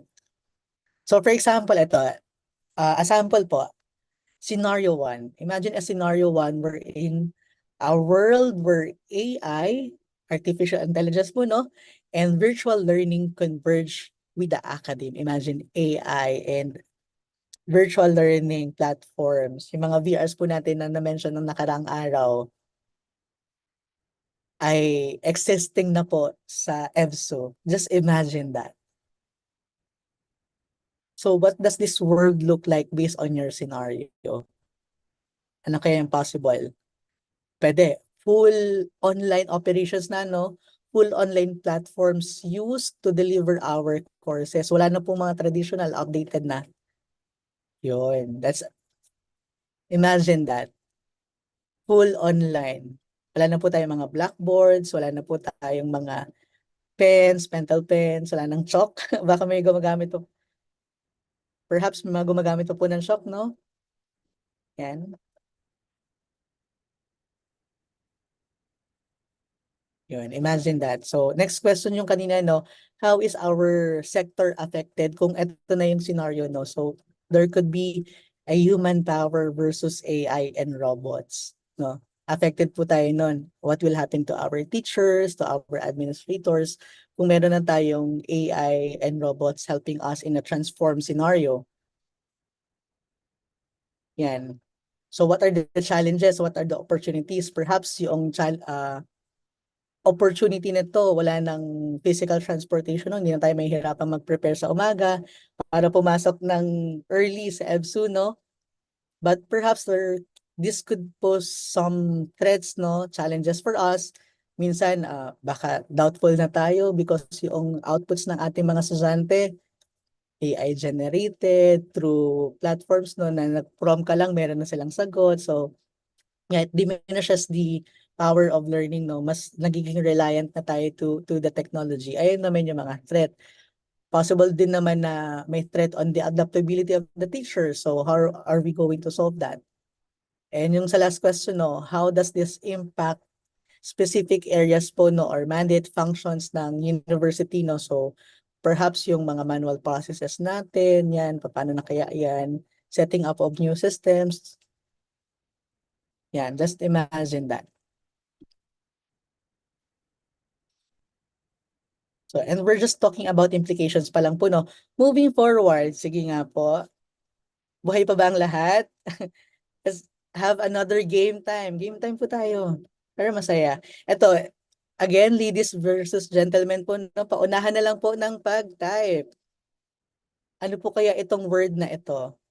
Kasi after implications, ito na po eh. Anyone? Paunahan na lang po. Ram, pa-check. Sino nanalo? Is it the girls or our boys? Yes, meron na po. Ang nauna po ay Oh. si COTNDD Ma'am Rachel. So it's the girls. Oh, tayo na. It's a tie. 1-1. Sige. Let's break the tie muna. Oh. Meron tayong second word, yeah. Second word. Ano po kaya ito? Strategies and ayun, makakahabol ba ang boys? O lalamang na talaga ang ating mga ladies? Sige nga.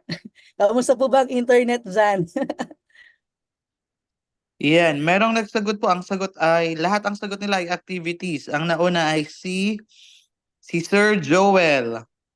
Si Sir Joel. Okay, 2 points for our gentlemen. Sige po. Meron pa naman pong time para makahabol later on. But moving forward po, no, kasi we're talking about implications. Now, we will be talking about options. So, when we say options, di ba, meron na po tayong implications. For the next slide, options are the, yan.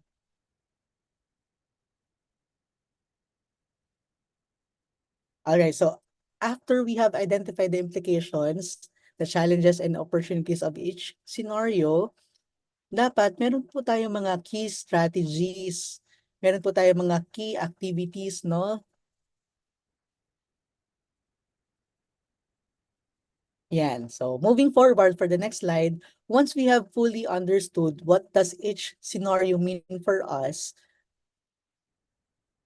na meron tayong mga implications, no? Andyan yung mga opportunity and threats na nakaabang per scenario. So, saan kaya tayo pupunta doon? Now, we begin identifying what could be the possible options or actions na pwede po natin gawin dito. Then, we can weave these specific actions or agenda into big strategies for the university or for the EVSU. Let's say, Paano kaya? Let's say a collapse scenario for EVSU. Ano kaya yung mga threat and opportunity niyan?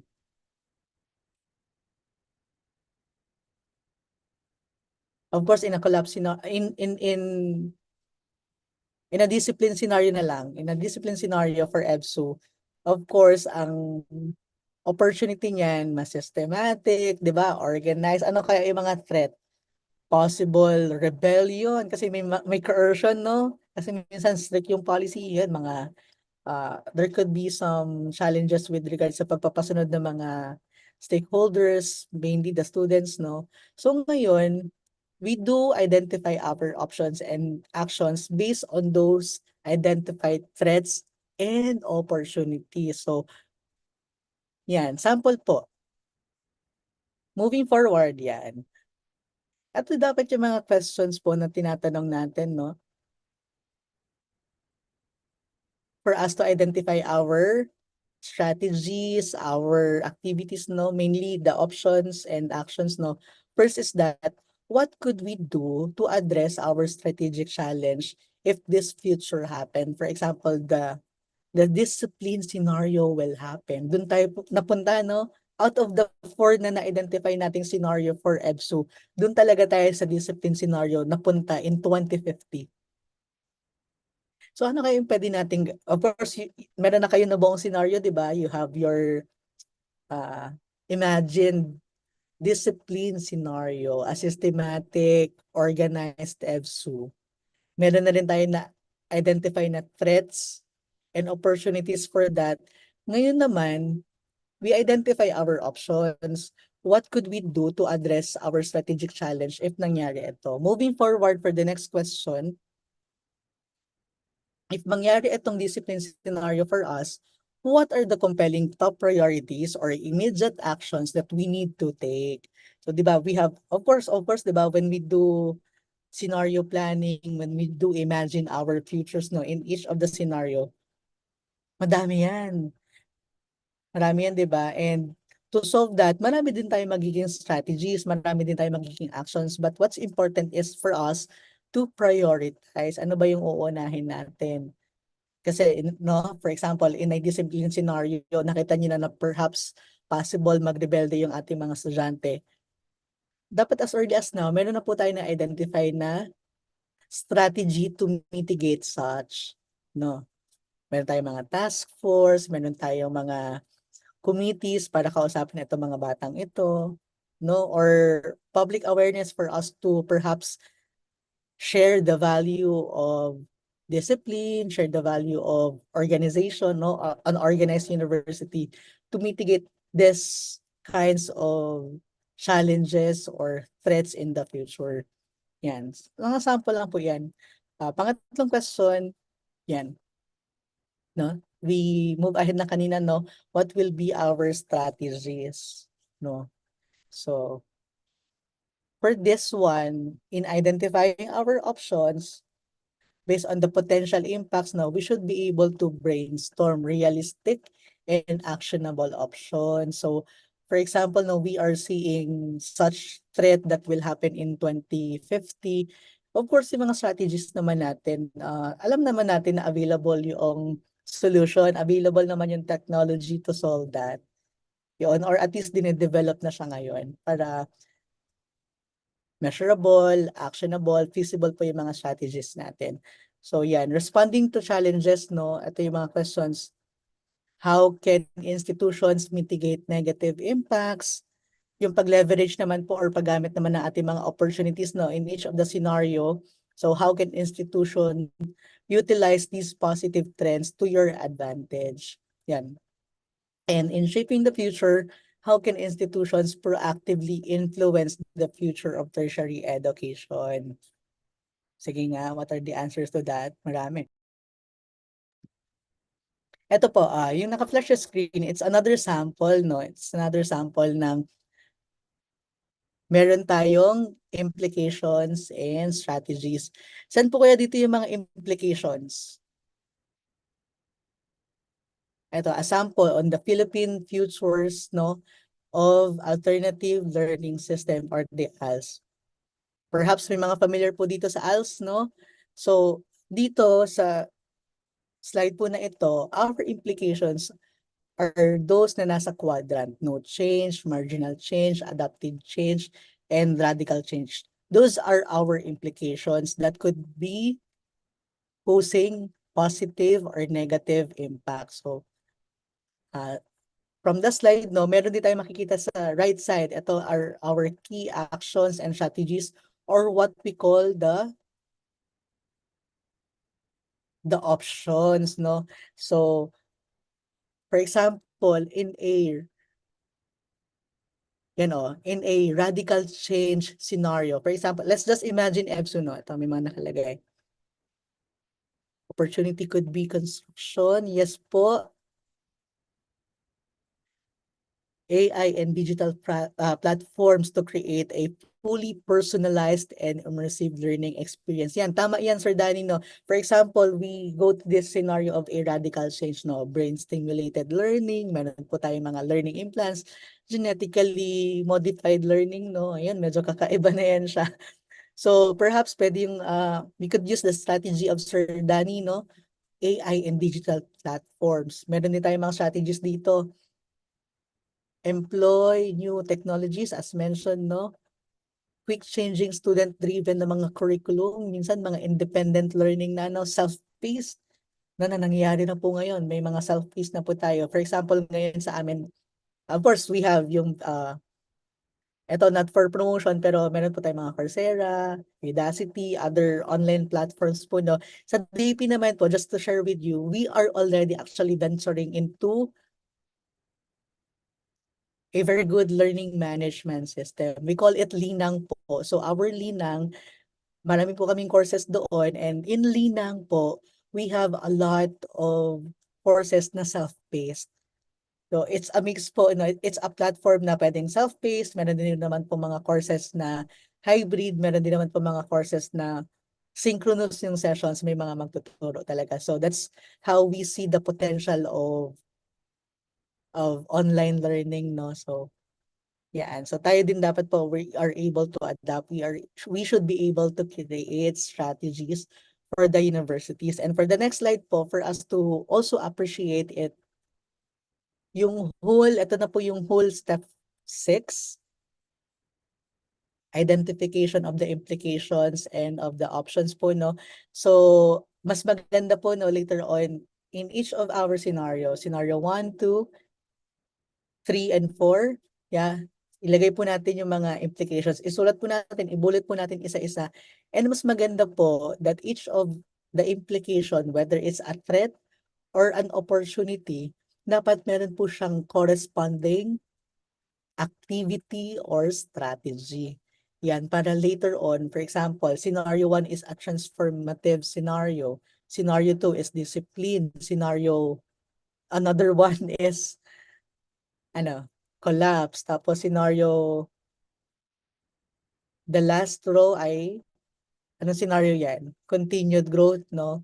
So dapat lahat po yan, meron tayong implications, lahat po yan, meron tayong strategies para at the end of the day, for EBSU, whether 10 years from now, 15 years from now, no? Imagine, for example, yung mga medyo nasa younger generation po ng EBSU, 20 years from now, dahil nagkaroon kayo ng ganitong workshop, no? 20 years from now, nangyari yung isang collapse scenario for EBSU.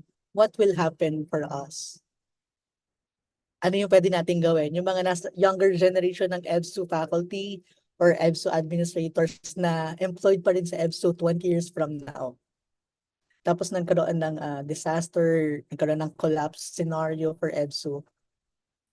Hindi na po tayo mahihirapan kasi we already have our determined activities and strategies, no? So mga samples lang po, no, for better appreciation. For example, a scenario wherein automation displaces millions of jobs. So ano po kaya yung impact niya? Ano yung implications niya? Yan. So automation na, no, nawalan ng trabaho yung mga tao because fully automated na, no, yung mga companies, yung mga organizations. So ang impact po nito dapat, or ang opportunity po nito, is there is an increased demand for lifelong learning and reskilling program which is relevant to EVSU. Di ba po? Because EVSU is geared towards technology programs, engineering programs, di ba? Sciences programs po, no? It's actually an opportunity for EVSU. And what could be your strategy? What could be your activities and options? Develop micro-credentials para na po tayong test no, na meron mga short courses, offer flexible learning kasi baka may mga estudyante tayo in the future na nagtatrabaho din and still want to update their skills, their knowledge, no? Establish partnership with industries, no? Some organizations nowadays or specifically mga SUCs, no? They partner para once makagraduate na yung kanilang mga students, diretso meron na pong trabaho or meron ng livelihood ito mga graduates natin, no? Imagine that for EVSU. Do we do that po sa EVSU? Perhaps yes na or perhaps meron na po tayo mga ideas on that. So why not venture on that as our strategy later on? Another trend po, no, yan, growing demand for online and flexible learning options. So ano po kayong implication nito for the university? So for this one, the university needs to expand its online courses. May mga online courses na po ba ang EVSU? Do we venture on that? Meron po ba tayong mga platforms na ginagamit, whether it's Google Meet, Zoom like this, or mga Moodle, if you're familiar with Moodle, no, mga learning management system, meron na po ba tayong ganyan sa EVSU? Kasi later on, ayun po yung implication niyan, no, ng demand for online and flexible learning. No, so dapat meron na po tayo mga models na ginagamit. So ang options po nito, ano kayang possible options or strategies po, no, for the university to invest in developing high quality online learning platforms, offer more part-time jobs, part-time and evening programs, no, and provide micro-credentials and stackable certifications. Tulad po sa amin sa DAP, no, pag nag-take po kayo ng mga courses namin dito, meron po siyang equivalent na credits, graduate credits, no, especially po dun sa aming isang center, no. Yan, those are just samples, no. But moving forward po, no, ito, these are just sample questions or some questions that we may need to ask ourselves in pursuing our priority strategy. So for the next slide po, yan, let's ponder on these po, no, especially to our administrators. For the next slide, meron po tayong mga management decisions. Ayan, sa management decisions, meron po tayong number 1, for example, yan, to our EVSU community, to our professors, our faculty members, no, our administrators, should we focus on doing those basic things that will work no matter what happens, no? Kasi minsan naman, no, sa lahat po nung na-identify nating scenario, meron at meron talagang mangyayari. For example, yung use of AI. I think the use of AI, no, being prevalent in the future will really happen in each of the scenario, whether it's continued growth, collapse, disciplined, or transformation, no? So, trending na siya ngayon, but are we going to focus on that? Should we focus our efforts more on what seems to be a most probable outcome? Should we have a strategic initiative, no, to deal with every contingency scenario? So ito, yung number 3 po, no, it's a matter of meron po bang time, meron po bang will ang EVSU to create perhaps with us yung inyong strategies, no? That's why we do strategic planning, no? Do we have the time po, no, to create strategies for each of the scenario para that will be our guidebook po, no, na everyone in EVSU, no, could navigate in each of the scenario, no? Number 4 question, what should we delay taking action, no? Kasi minsan, no, yung mga na-determine nating scenarios medyo malabo, mangyayari ba to na magko-collapse ang ang EVSU, wala na mga estudyante, will it happen? So dahil medyo from our perspective malabo naman mangyari, Do we delay that action na wala muna tayong gagawing strategy, no, until such time na parang ay oo nga, no, nagko-collapse na yung tertiary education, no, nagko-collapse na yung traditional education. Ngayon na tayo gagawa ng action plan. That's what we call delaying, no. Number 5, should we commit to a certain course of action now that we have alternative approaches? Or number 6, are things so open that we should try to shape our future? Can we define it to our liking? No? Mamaya pa nasagutin natin yan. But just a sharing, no? Did you know, sino po dito yung medyo mahilig sa mga sa Korean culture? Yan, mga nangangarap pumunta ng Korea or makamit ng mga Korean idols. Marami po dito, no? Perhaps some of you nag-enjoy sa K-drama, mga Jewel in the Palace before, yung mga K-pop groups po natin ngayon. Did you know po that they actually used strategic foresight decades ago, no? Sa scenario po nila, sa end goal po ng kanilang workshop before, this is just a story I have learned from another futurist po, no?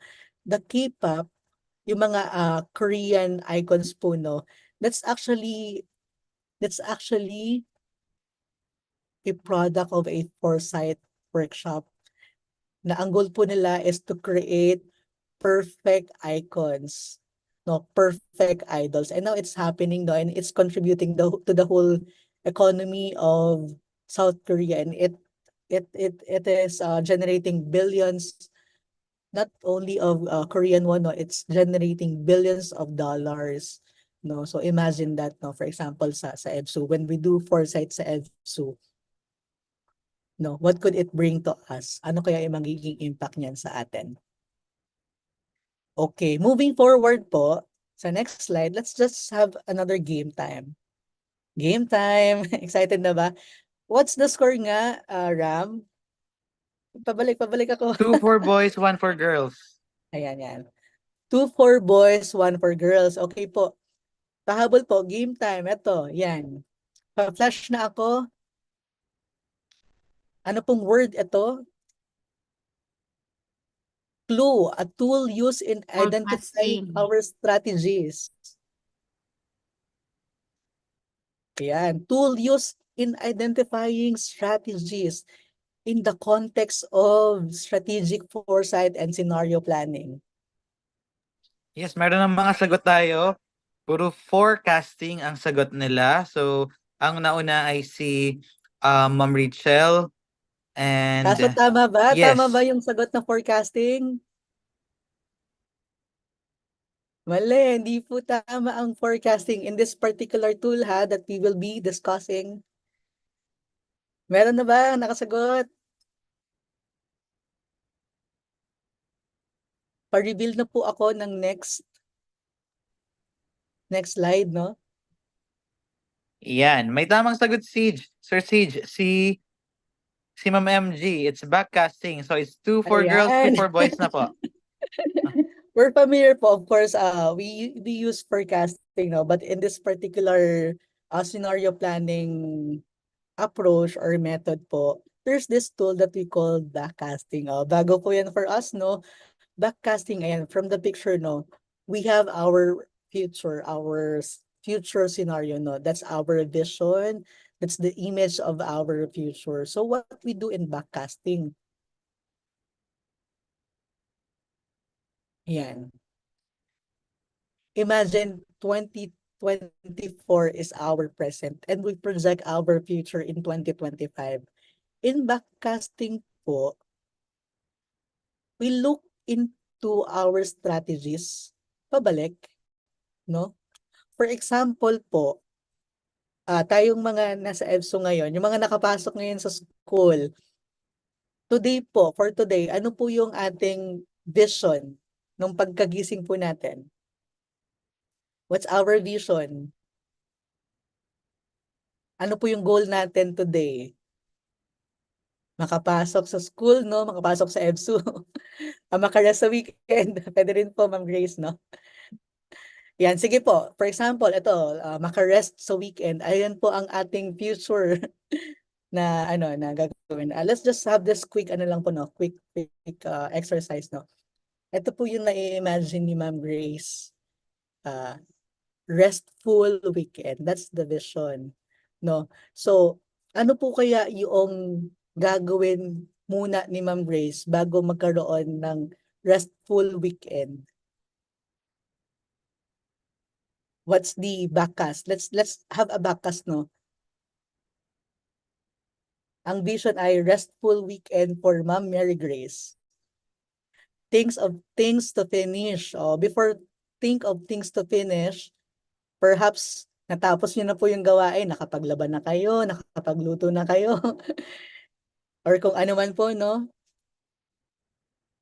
Before po tayo, after po nating magawa yun, no?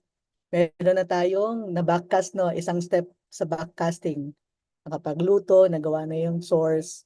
Ano kaya yung before that as we backcast?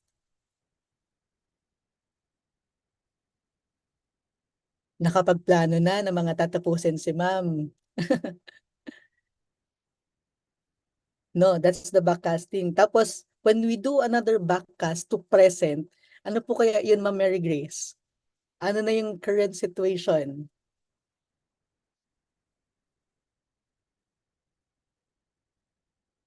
Ang status quo po, ang present situation, marami po kayong gagawin. You have lots to do pa, no? That's why, yan. So, it's almost the same as forecasting, but we do it backward po. And later on, we will be getting the sense why we should do this one. Kasi, di ba, from our scenarios, we have our defined, our imagined futures, we backcast, no? So, yan.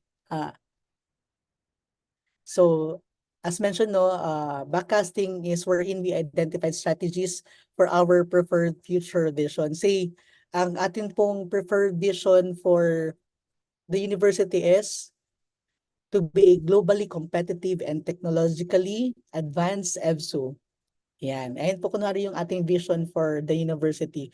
So from your desired future, a globally competitive and technologically advanced future, or EVSU, work backward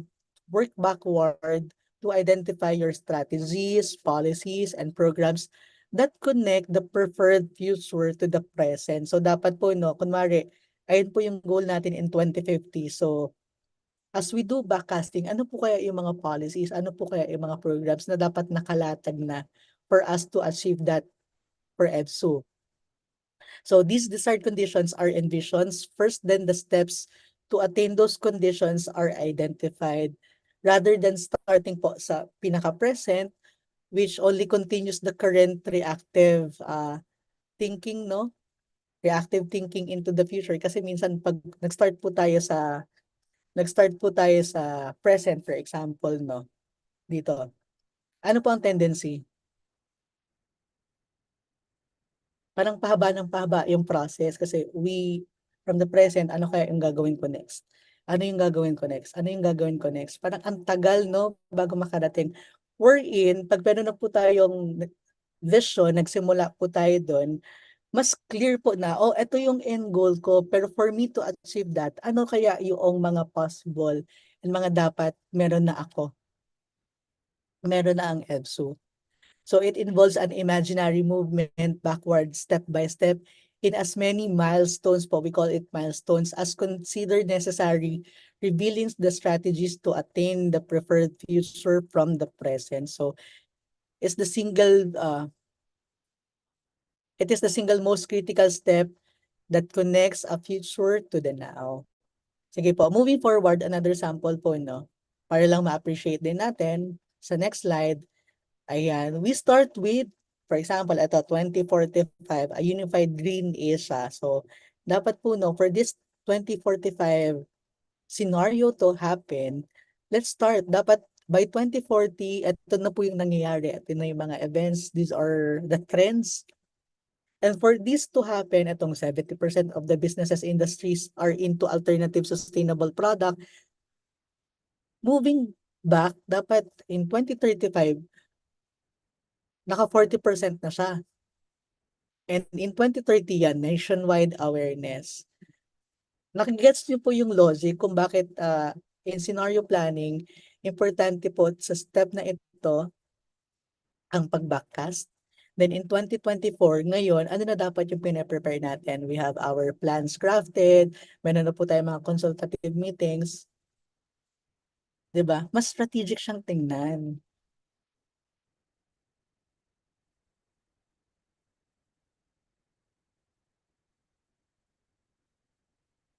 Yan, so ang sample guide questions lang po ito, no? Guide question number 1, if you want to attain a certain goal for EVSU in 2040 or 2050, what strategies or policies, no, programs and actions must be undertaken to get there? Dapat po ba meron namang appropriate and relevant technology and innovation programs in education? Another guide question po, no, if the preferred transform or integrated future scenario po for EVSU were to occur, what would be the different, what would you do differently today? Ano po yung dapat ginawa natin today? No, for a transform scenario, ano po dapat yung ginagawa natin years before that? No?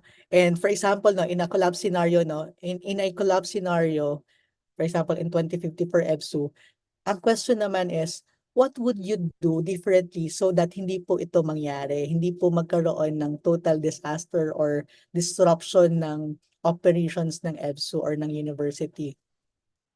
Or kung mangyayari man po itong mga challenges na ito for EVSU, a collapse scenario for EVSU, how will you respond to make your institution still relevant? No? And marami po pong questions na, what did you achieve in these milestones? What were the policies, programs, or activities po na ginagawa natin for each of the milestone or for each of the identified year? Yan. Ang pag-backcast po, no, pwede naman 5 years, 5 years, pwede 3 years, 3 years. Pero kung kaya nyo po ng 1 year backward, pwede rin naman yun. Pero mas rigid po yung process. Okay, moving forward, we have our step 7 ng scenario planning, no, indicators and signposts po. So, this will be just week po, no? So, indicators and signposts, ano nga po ba siya, no? So, this one, indicators are key development or dynamics that we track po and we check na, oh, nag-unfold na, no? Oh, nangyayari na yung transformation scenario, no? These are indicators na, ay, nangyayari na. So, ngayon naman, for you as a policy oriented person or for you as the leader of the organization, what will now be your actions? How are you going now to navigate, no? Kasi perhaps ang path natin, we're moving towards the transformation, pero we are seeing indicators na, oh, nangyayari na yung collapse scenario, no? How are we going to navigate, no?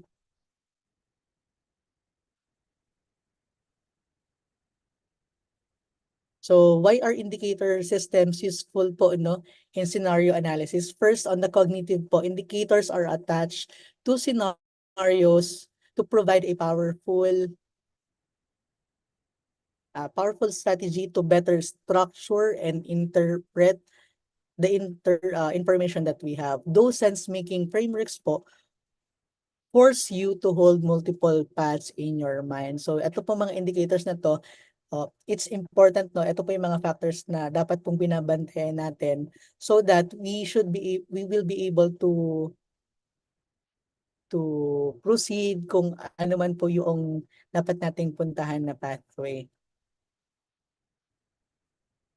Yeah, and looking into the indicators po na gives us power, gives us the power to remain relevant po, no? Kasi if we are at the end of our game, we're 2 steps ahead, nakikita na po natin yung mga emerging challenges, mga emerging ideas na pwede po natin gamitin, no? Imagine that, as mentioned nga, no, nung day 3, we talk about a company na nag-lack ng foresight, nag-lack ng pagtingin and pag-value ng mga indicators wherein people are moving forward to Android, to smartphones, and for them to lack of using that indicator na ito na yung nagiging demand, ito na yung nagiging trend, medyo napag-iwanan po sila. So, for the next slide po, no, yan, these are just samples po, no, that we should look into. Ano po yung mga major events na nakikita natin. So, we should be able to look into the global news. Ito po, mga trending ngayon, hybrid work, work from home. Ang EBSU po ba naka-work from home arrangement? Do you still use that po? Or totally po ang policy ngayon, face-to-face na? Kasi I could remember po, no, there's a senator po who call schools to do face-to-face classes po, no? So, regardless of that po, no, do we still maintain the work from home or hybrid work arrangement? Yes or no? Perhaps yes or perhaps no na. Kasi mas gusto po natin yung face-to-face, di ba? Yan, mga IT companies having solutions, mga cyber attacks, and other headlines po should be able to look into these indicators. Yan, another slide po will show us, yan, for example, this one, current observed events or trends. So, these are the current trends po, no? So, with this, meron tayong nakitang indicator, no? Meron na tayong ganitong kind of presentation of data. Paano po natin to gagamitin for our university? That's critical, no? Meron na po tayong indicator, pero are we going to use this to our advantage, or dahil hindi po natin kayang solusyonan, or we just don't give more importance to this, parang, sige, next time na lang yan siya. So those who are on top of their game, they actually use every little indicators and signposts that they see, no? Para whichever scenario will happen, sila yung laging nauuna. They have the solution already. They have the strategies already. They remain relevant. So moving forward po, no, we have this, no, current observed events or trends. Yung next slide, meron tayong mga yan, QS World Ranking. Ito po yung diba titingnan natin ngayon. In the latest posting po, no, ano po ang world ranking ng EBSU? Meron po ba? Yung impact ng ranking, yung mga SUC leveling po, no, yung mga accreditation, anong level na po ba ng EBSU? Tinitingnan po ba natin yung mga 21st century skills or industry needs, as mentioned kanina doon sa previous slide, no? Na we're into data science, data analytics, no, ayun na po ba yung nagiging part ng curriculum natin? Emerging needs, national policies po, no, CHED policies, ISO requirements, and technological updates. Ano po rin po ba tayo? Are we continually updating our systems po sa EBSU? Yan, moving forward po, no, we have our current observed events or trends.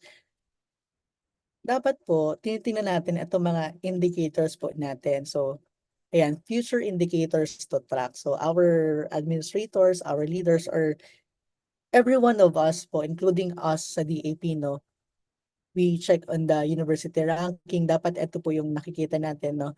Kasi, in a transformation scenario for EBSU to achieve, imagine lang a transformation scenario, no, in 2050, for EBSU to achieve its goal of a globally competitive, relevant, and technologically advanced university, we should know if we are achieving this. Yan. Tumataas po ba yung ranking natin? Yung university level po natin kahit sa national, no? Marami na po ba tayo mga accredited programs? Kamusta po yung performance po natin with regard to licensure exams ng mga graduates natin? Yung employability po ng mga estudyante natin, the number of students and faculty exchange, mga competency profiles, yung atin po mga international linkages and partnerships, yan, and digital infrastructure. So these are the indicators for us to know that we are moving towards a transformed EBSU. So dapat po binabantayan po natin yan. And if talagang umaangat, talagang na-achieve po natin yan, that's the time we can say na we're leaning towards the transformation scenario, and we are acing it. We are able to navigate it despite the challenges, the opportunities and threats, di ba? With regard to the implications. Moving forward po, ito, mga samples lang ulit.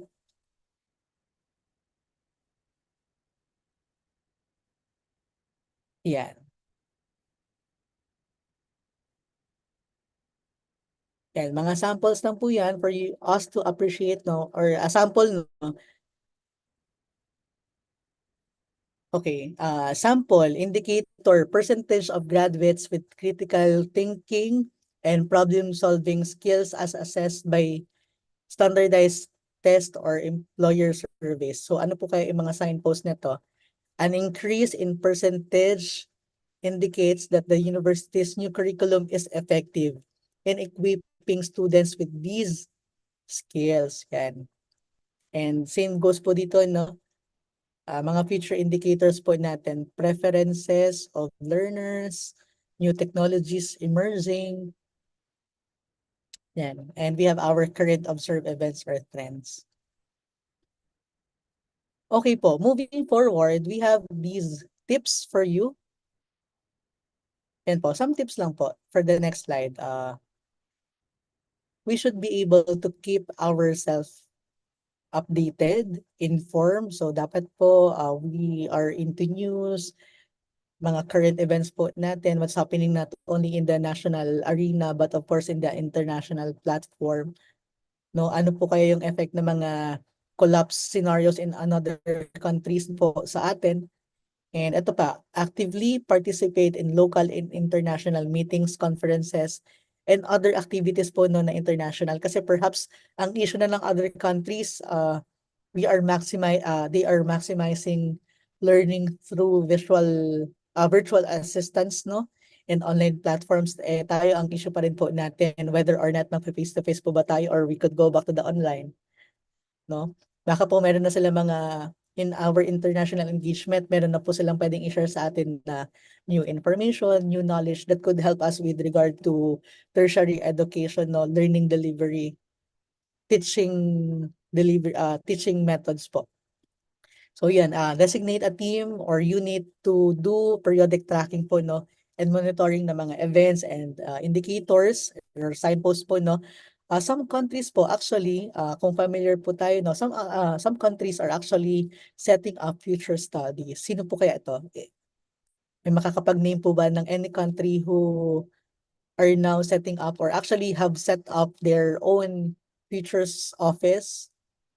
Meron sila mga opisina who's looking into the trends, no, navigating kung saan ba tayo pwedeng mag-venture, ano kaya yung pwede nating pagkakitaan, no.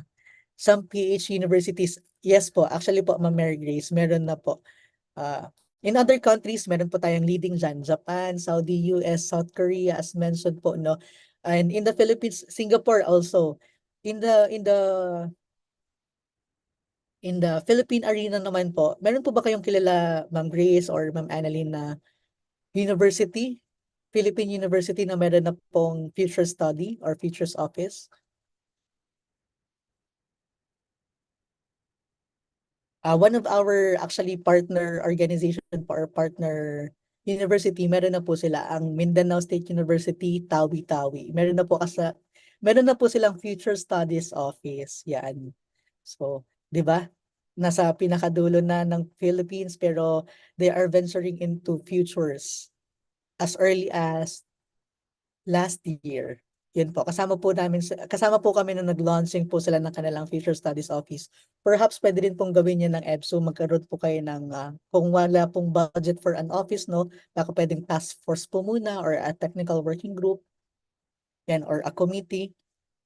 Yan, another tip, periodic review ng mga scenarios na nabuo natin, ano yung mga signposts, pag-update po nito, pag-conduct ng mga discussions, FGDs, interviews, no, among our stakeholders and also among us po. Yan, moving forward, we already talked about indicators and signposts po. Ano po yung importance ng overall na ito? Ng overall strategic foresight, ng overall futures thinking? What's the value? Parang ano ngayon kung nakapag-scenario planning kami? That's why it's an emerging, not really an emerging, ginagawa na po siya. But in the Philippine context, scenario planning, strategic foresight is just emerging po, no? Kasi our leaders, our senators are looking into or highlighting the importance of it in relation to our strategic development plans, to our strategic planning, and to our strategic management. Kasi when we create our scenarios, whether positive, negative, whichever method or approach that we use, no, na meron tayong clear picture, we could create our strategies po, no? We could make decisions, informed decisions, no? We could really strategize and plan ahead, not just 1 year ahead, 3 years ahead, 4 years ahead. At a minimum po ng scenario planning, it should be 15 years 15 years at a minimum. So yan po. Moving forward, yan. We're moving towards the end. It's another game time po, no? Sabihin lang po natin, or i-type lang po natin whether it's a T for traditional planning and S for scenario planning po, no?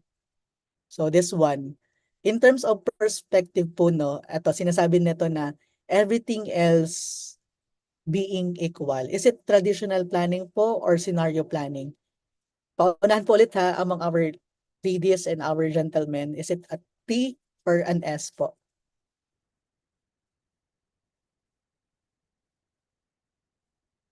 Okay, it's actually a T. It's actually a traditional planning po, no? Point of view in planning. Sige, next one po. Yes, Sino na before pala? Sir Cis, it's Sir Pabalik. Tito Okay. from the boys. Yan. So Okay. it's a 3-2.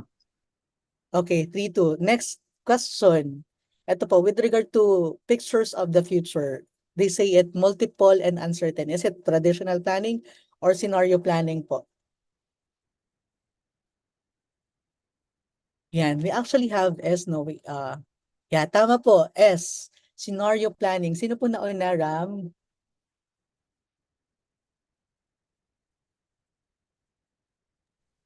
Checking on it, pero ang nandito po ay nauna si Sir Tito pa rin po. Si Sir Tito.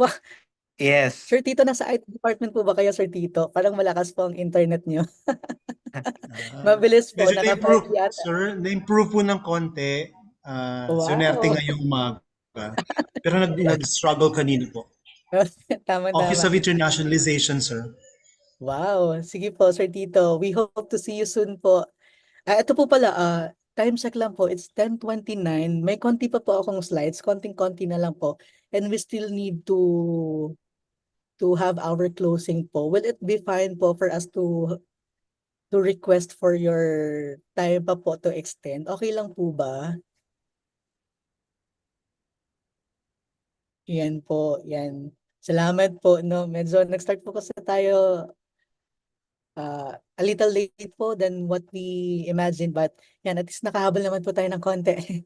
Sige po, salamat po sa mga nag-approve. Thank you so much po. Yan, next question. Ay, sorry, pabalik ako. Ayan. Yung pangatlo, next yan. Tapos next. Ayan. Attitude about the future. The future will be. Is it a traditional planning po or scenario planning?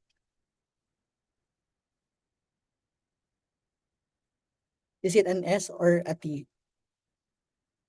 Yes, we have answers na from our participants. Nauna po ang mga girls. Pero S po ang sagot ni Ma'am Rachel, si Sir Tito Okay. S din Ang po, ibig and from sabihin po IT nito department the S future din. will be, meaning ang attitude po natin sa future is, the future will be, the future is this, the future is certain. Ito po yung ibig sabihin niya. Is it an S or a T? Certain tayo na the future will be like this. Is it a traditional planning or is it a scenario planning? The answer po is actually traditional planning. Makikita po natin later on kung bakit, ano yung pinagkaiba niya in the context naman ng scenario planning. Sino nauna, Ram, na Yes, ang TL? nauna po dito ay si Sir Danny. Yan, sinundan ni Sir Tito sa traditional. Alright, salamat. So, ito po, moving forward po, no, we'll just share this to you. This table, the traditional planning versus scenario planning. Ayan. So, for this one po, yan, meron tayong actually perspective, variables, hanggang dun po sa attitude to the future po, no. When we say perspective po, no, in a traditional planning, no, we say that everything else being equal, lahat po yan pantay-pantay. But in a scenario planning po, no, lahat po yan are nothing else being equal. Magkakaiba po yan, merong to a certain degree, merong likely to happen, merong not likely to happen. Magkakaiba po, no? In terms of variables naman po, no, in traditional planning, we heavily rely on quantitative, objective, or known talaga. But when we do scenario planning po, as what we are discussing since Monday, and as we will be doing action na, no, by, kailan na ba to? Next week po, no? We use qualitative, not necessarily quantitative po, no? Inform naman, but may mga subjective, meron po, we venture into the known or hidden. Sa relationship naman po, no, in a traditional planning, it's more of statistical, stable structures. But in scenario planning po, no, we have more emphasis on the dynamism, no, emerging structures, iba-iba. In the explanation naman po, no, the past explain the present, whereas the future is the reason of the present. And medyo bago yun, the future is the reason of the present. Yeah, do we agree to that? Based dito sa ating napag-aralan ngayon, perhaps some of us are already agreeing to that. Pictures of the future, simple and certain. Pero, in scenario planning po, no, the picture of the future is multiple and uncertain. Iba-iba po. Meron tayong continued growth, transformation, meron tayong collapse, meron tayong discipline. Moving forward sa method, determinist and quantitative models po, dito sa traditional planning din. Sa scenario planning naman, we do intention analysis, qualitative, stochastic models, no, cross-impact checking po, and yung sa last row po, attitude to the future. So, sa traditional planning po, medyo passive tayo, medyo adaptive tayo, the future will be. Whereas dito naman po sa scenario planning, when we do the whole of scenario planning, or we base our strategies based on scenario planning po, no, it's very active, it's very creative. It's something na unusual, no? And with this context po, no, we could say that the future is actually created. We could actually create the future for EVSU. Do we agree to that we could create the best future for EVSU? Yes. Yes po. Kami din po, naniniwala kami na through this engagement between EVSU and DAP, we could really create a very good scenario for EVSU, create the best strategies, and at the same time, look into the perhaps challenging or negative scenarios that could happen. And we could also talk about doing your protocols and your strategies to mitigate those risks, mitigate those challenges in the future. And ito lang po, konting tips lang po, no, with regard to being an effective scenarist or futurist. As for the next slide, yan, dapat marami po tayong skills. Yan.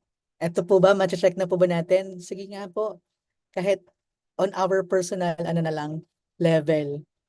Ito po yung mga prescribed na dapat skills natin as scenarist and futurist. Dapat po tayo ay salesperson, organizational psychologist, dapat facilitator po tayo, no? When we do discussions, brainstorming, futurist, research analyst po tayo. We do desk review, no? Hindi lang tayo nagbe-base sa kung ano yun lang yung available. We really dig deeper po, no? As mentioned nga din sa scanning method natin. We are a journalist, we are a teacher, we are a project manager, so on and so forth.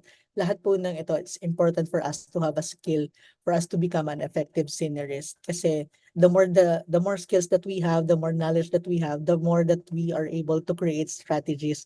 Not only strategies, no, but good and robust strategies. How about librarian? Pwede rin po. But these are ano lang po, no, some of the multidisciplinary skills po. So, as a skill po ng librarian, no, perhaps yung organizational skill po, the organizing skill ng librarian, it's also an effective skill po with regard to being an effective scenarist. So, pasok naman po yan, Sir Tito. Moving forward po, dapat hindi sila sumama sa pag-get old na mga books. Yan. So, in a transform scenario, for example, Sir Tito, no, yung mga library po ba natin are still existing? Yung mga library po ba natin has this, ano ba, old books, or yung mga books po natin, ano na, naka-scan na, available na siya online, yung meron tayong online library, no, or perhaps hologram na, no, parang anytime, anywhere, pwede bang i-flash, ano kaya yung, ano, Yung microfiche po, di ba ito? ganun? Sige, sir, sige po. You may. Yung microfiche, yung parang Sige, sir, could you, ano po, share more on the microfiche po? like everything is scanned, and then that's where you get the information from all these scanned pages and everything. Parang ganun. Hindi na Yes po. actual na paper or mga books. Sure, Tito, sa EBSU po ba, do we venture on that na? Ginagawa na po natin itong pag-digitize ng ating mga old books, old materials. Yes, sir. I guess it's being done already. Yan, and for that po, no, we could see it perhaps as an indicator na we are moving towards a possible scenario po, no? Perhaps a transformation scenario wherein lahat ng books natin digitized na as mentioned nga by Sir Tito. Yan, sabi ni Ma'am Luz, existing na po. Yan, meron na siguro kayo mga online library po, no? So that's important for us as a strategy po, no? Towards a scenario that we want to have for EBSU. Moving forward po, no, I just want to leave, I hope this has been a very good conversation po with you. And salamat po sa participation ng nating lahat, no? And I just want to share this slide po na sa inyo. This is just a statement that I was able to create kanina, no? That the future is a masterpiece and we hold the power to create it. The future is created and it's up to us po whether or not to create a better future for EBSU po, no? With that, maraming salamat po, and I'll turn over to Ramel, and we hope to see you, all of you po, sa ating face-to-face activity po sa Siargao this coming February. Yan. We are so excited po. Salamat po. Kung perhaps meron pong Q&A, or kung wala naman po, we could reserve our question for in consideration of the time po. So what date daw sa February, Sir Ram? I'll turn over na po to Ram. Maraming salamat po sa inyong lahat. And I wish po na lagi tayong nakasmile. Salamat Thank po. you, Sir CJ. Thank you. Yan. Thank you so much, Sir CJ. Again, let's turn on our microphone. Tapos bigyan po natin ng palakpakan si Sir CJ. Ayan, maraming salamat po. Thank you, Sir Tito, and thank you, everyone. Again, thank you ulit, Sir CJ De Vera, for the wonderful discussion today. I know na medyo madami ulit siya, pero I know that our learners have learned a lot from this session. So, yes, at this point, we will now close our program. But before that, we would like to know if you have some questions for Sir CJ, or we can proceed with the closing program.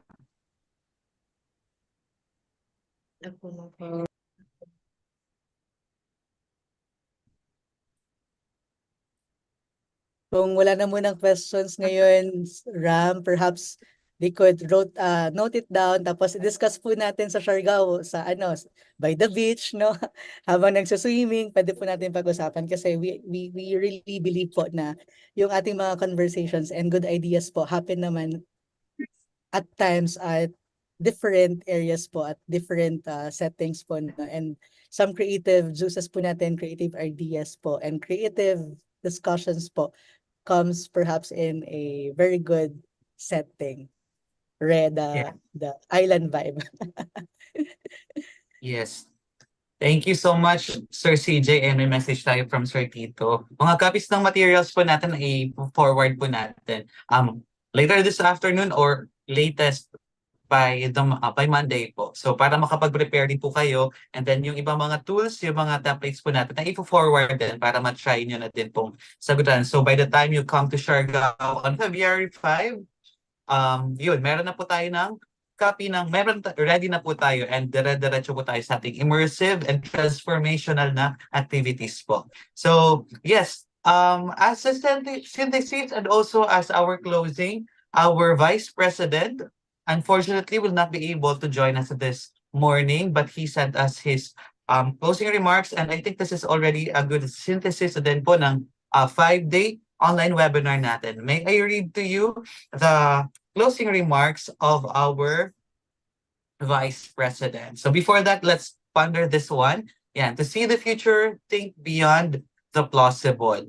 So let's always keep this in mind. So there are multiple futures. There are, anong sabi nga ni Ms. Von, futures. Ayan, madaming futures. So let's think beyond that. I think, and the right time is really now. So to think about that. So yes, our Vice President for Development Academy of the Philippines sa Mindanao offers his felicitations, of course, to the University President, Sir Dennis De Paz, the Vice Presidents, Sir Danny, Ma'am Lydia, Sir Benedicto, Ma'am Annalyn, and the rest of the EVSU community.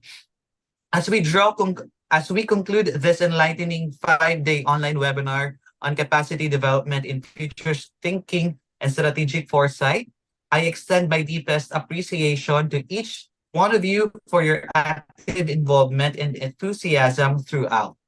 Our exploration into the principles and phases of strategic foresight has been nothing short of transformative. From phase 1, scoping, where imagination paved the way for envisioning your organizational destination 15 years from now, to the imperative vigilance in phase 2, scanning, within the VUCA world, your commitment has been truly commendable. In phase 3, scenario building, we delved into the art of crafting frameworks, deepening our understanding and storyfying possibilities. Phase 4, strategy development, urged us to translate positive scenarios into actionable strategies, emphasizing the urgency to initiate steps now. And excitement lingers on the horizon as we look forward to hosting you in the picturesque Siargao Islands for the second component of this capacity development journey, the bending reality, transformational immersion to strategic foresight. Get ready for immersive experience, and I anticipate the fruitful exchange of ideas in our upcoming session. Thank you for your active participation, and I eagerly anticipate our continued collaboration in the future. See you in Siargao. So that was our Vice President, Dr. Mark Lemuel L. Garcia. So perhaps we can also give him a round of applause. Kahit wala po siya dito, I think we should also thank him, yes, for this wonderful partnership. Yan. Of course, our thanks din, our gratitude to all of you sa inyong participation, and talagang sobrang, hindi lang participation, active participation. We really appreciate the environment, the collaboration that we have during the entire session. And we look forward to more sa Siargao po. So I think this is where we end for today. We will update some announcements on our Facebook group, and we will also send emails. We are in correspondence with our focal person, Sir Danny, our Vice President. Group Yeah. picture. So Let's take picture. That's correct. Ma'am Lydia. So let's open our camera. Uy, steam man ni. Ano. Ayan, let's try the immersive background Wow, para classroom. magkakasama tayo. Sige po, Ayan, open po sige natin yung camera kasi ang ganda ng upuan. Right. Center, Ayan, yes. sige po. 1, 2, 3. Ayan, sige po. Another one. Hold on. Ayan, another one po. On my cue, 1, 2, 3. Wacky! Ayan, maraming salamat po. Thank you so much po. See you in Siargao, everybody. Salamat po. Paalam po. Have a great rest of the day and have a great weekend. Paalam po. Thank you, Sir Ram. Thank you, Sir Bless. Thank you. Thank you. Ready nyo na po yung God mga bless you all. swimming nyo. Yes po, ready ang pang-swimming, ang pang-surfing. I-prepare po natin Yes. so we can also enjoy Siargao while you're here. Be ready pa sa mga activities. Nako. Be prepared so much. Yes po, Sir Danny. We will also provide you some list Christian. para sa inyo po kailangang i-prepare. Chan. Yung sa inception report, Sir Ram, para ma-attach namin sa travel. Yes po, Sir Danny. Kuan ako, dili naman siya sound. Apo, this Yung sa- afternoon po, Sir Danny. Nato dito ba? Yung sa MOA, kahit kuan lang Dili muna, na siya kahit sound. PDF copy, baka meron na. Nagyakan-yakan Apa, ninyo sige ba? Kanina di. Apo, thank you po, Sir Danny, for reminders. Thank you then, Sir Ito, Tito. butang na ko na See siya, you. dili na siya. Dito na makabati hakon. Ayan. Dito makabati na yakan-yakan. Ay, naman ito niya. Mambing, we can hear what you're saying. Niyayakan nila, dili na mamatian. Ma'am Annabelle. Sige po, I'll close the room, Ma'am Annabelle. Bye-bye po. Bye, Miss Maan. Thank you po, Team DAP. Ay, nako. Hinagan ako Thank you, nakikita. Sir Bernie.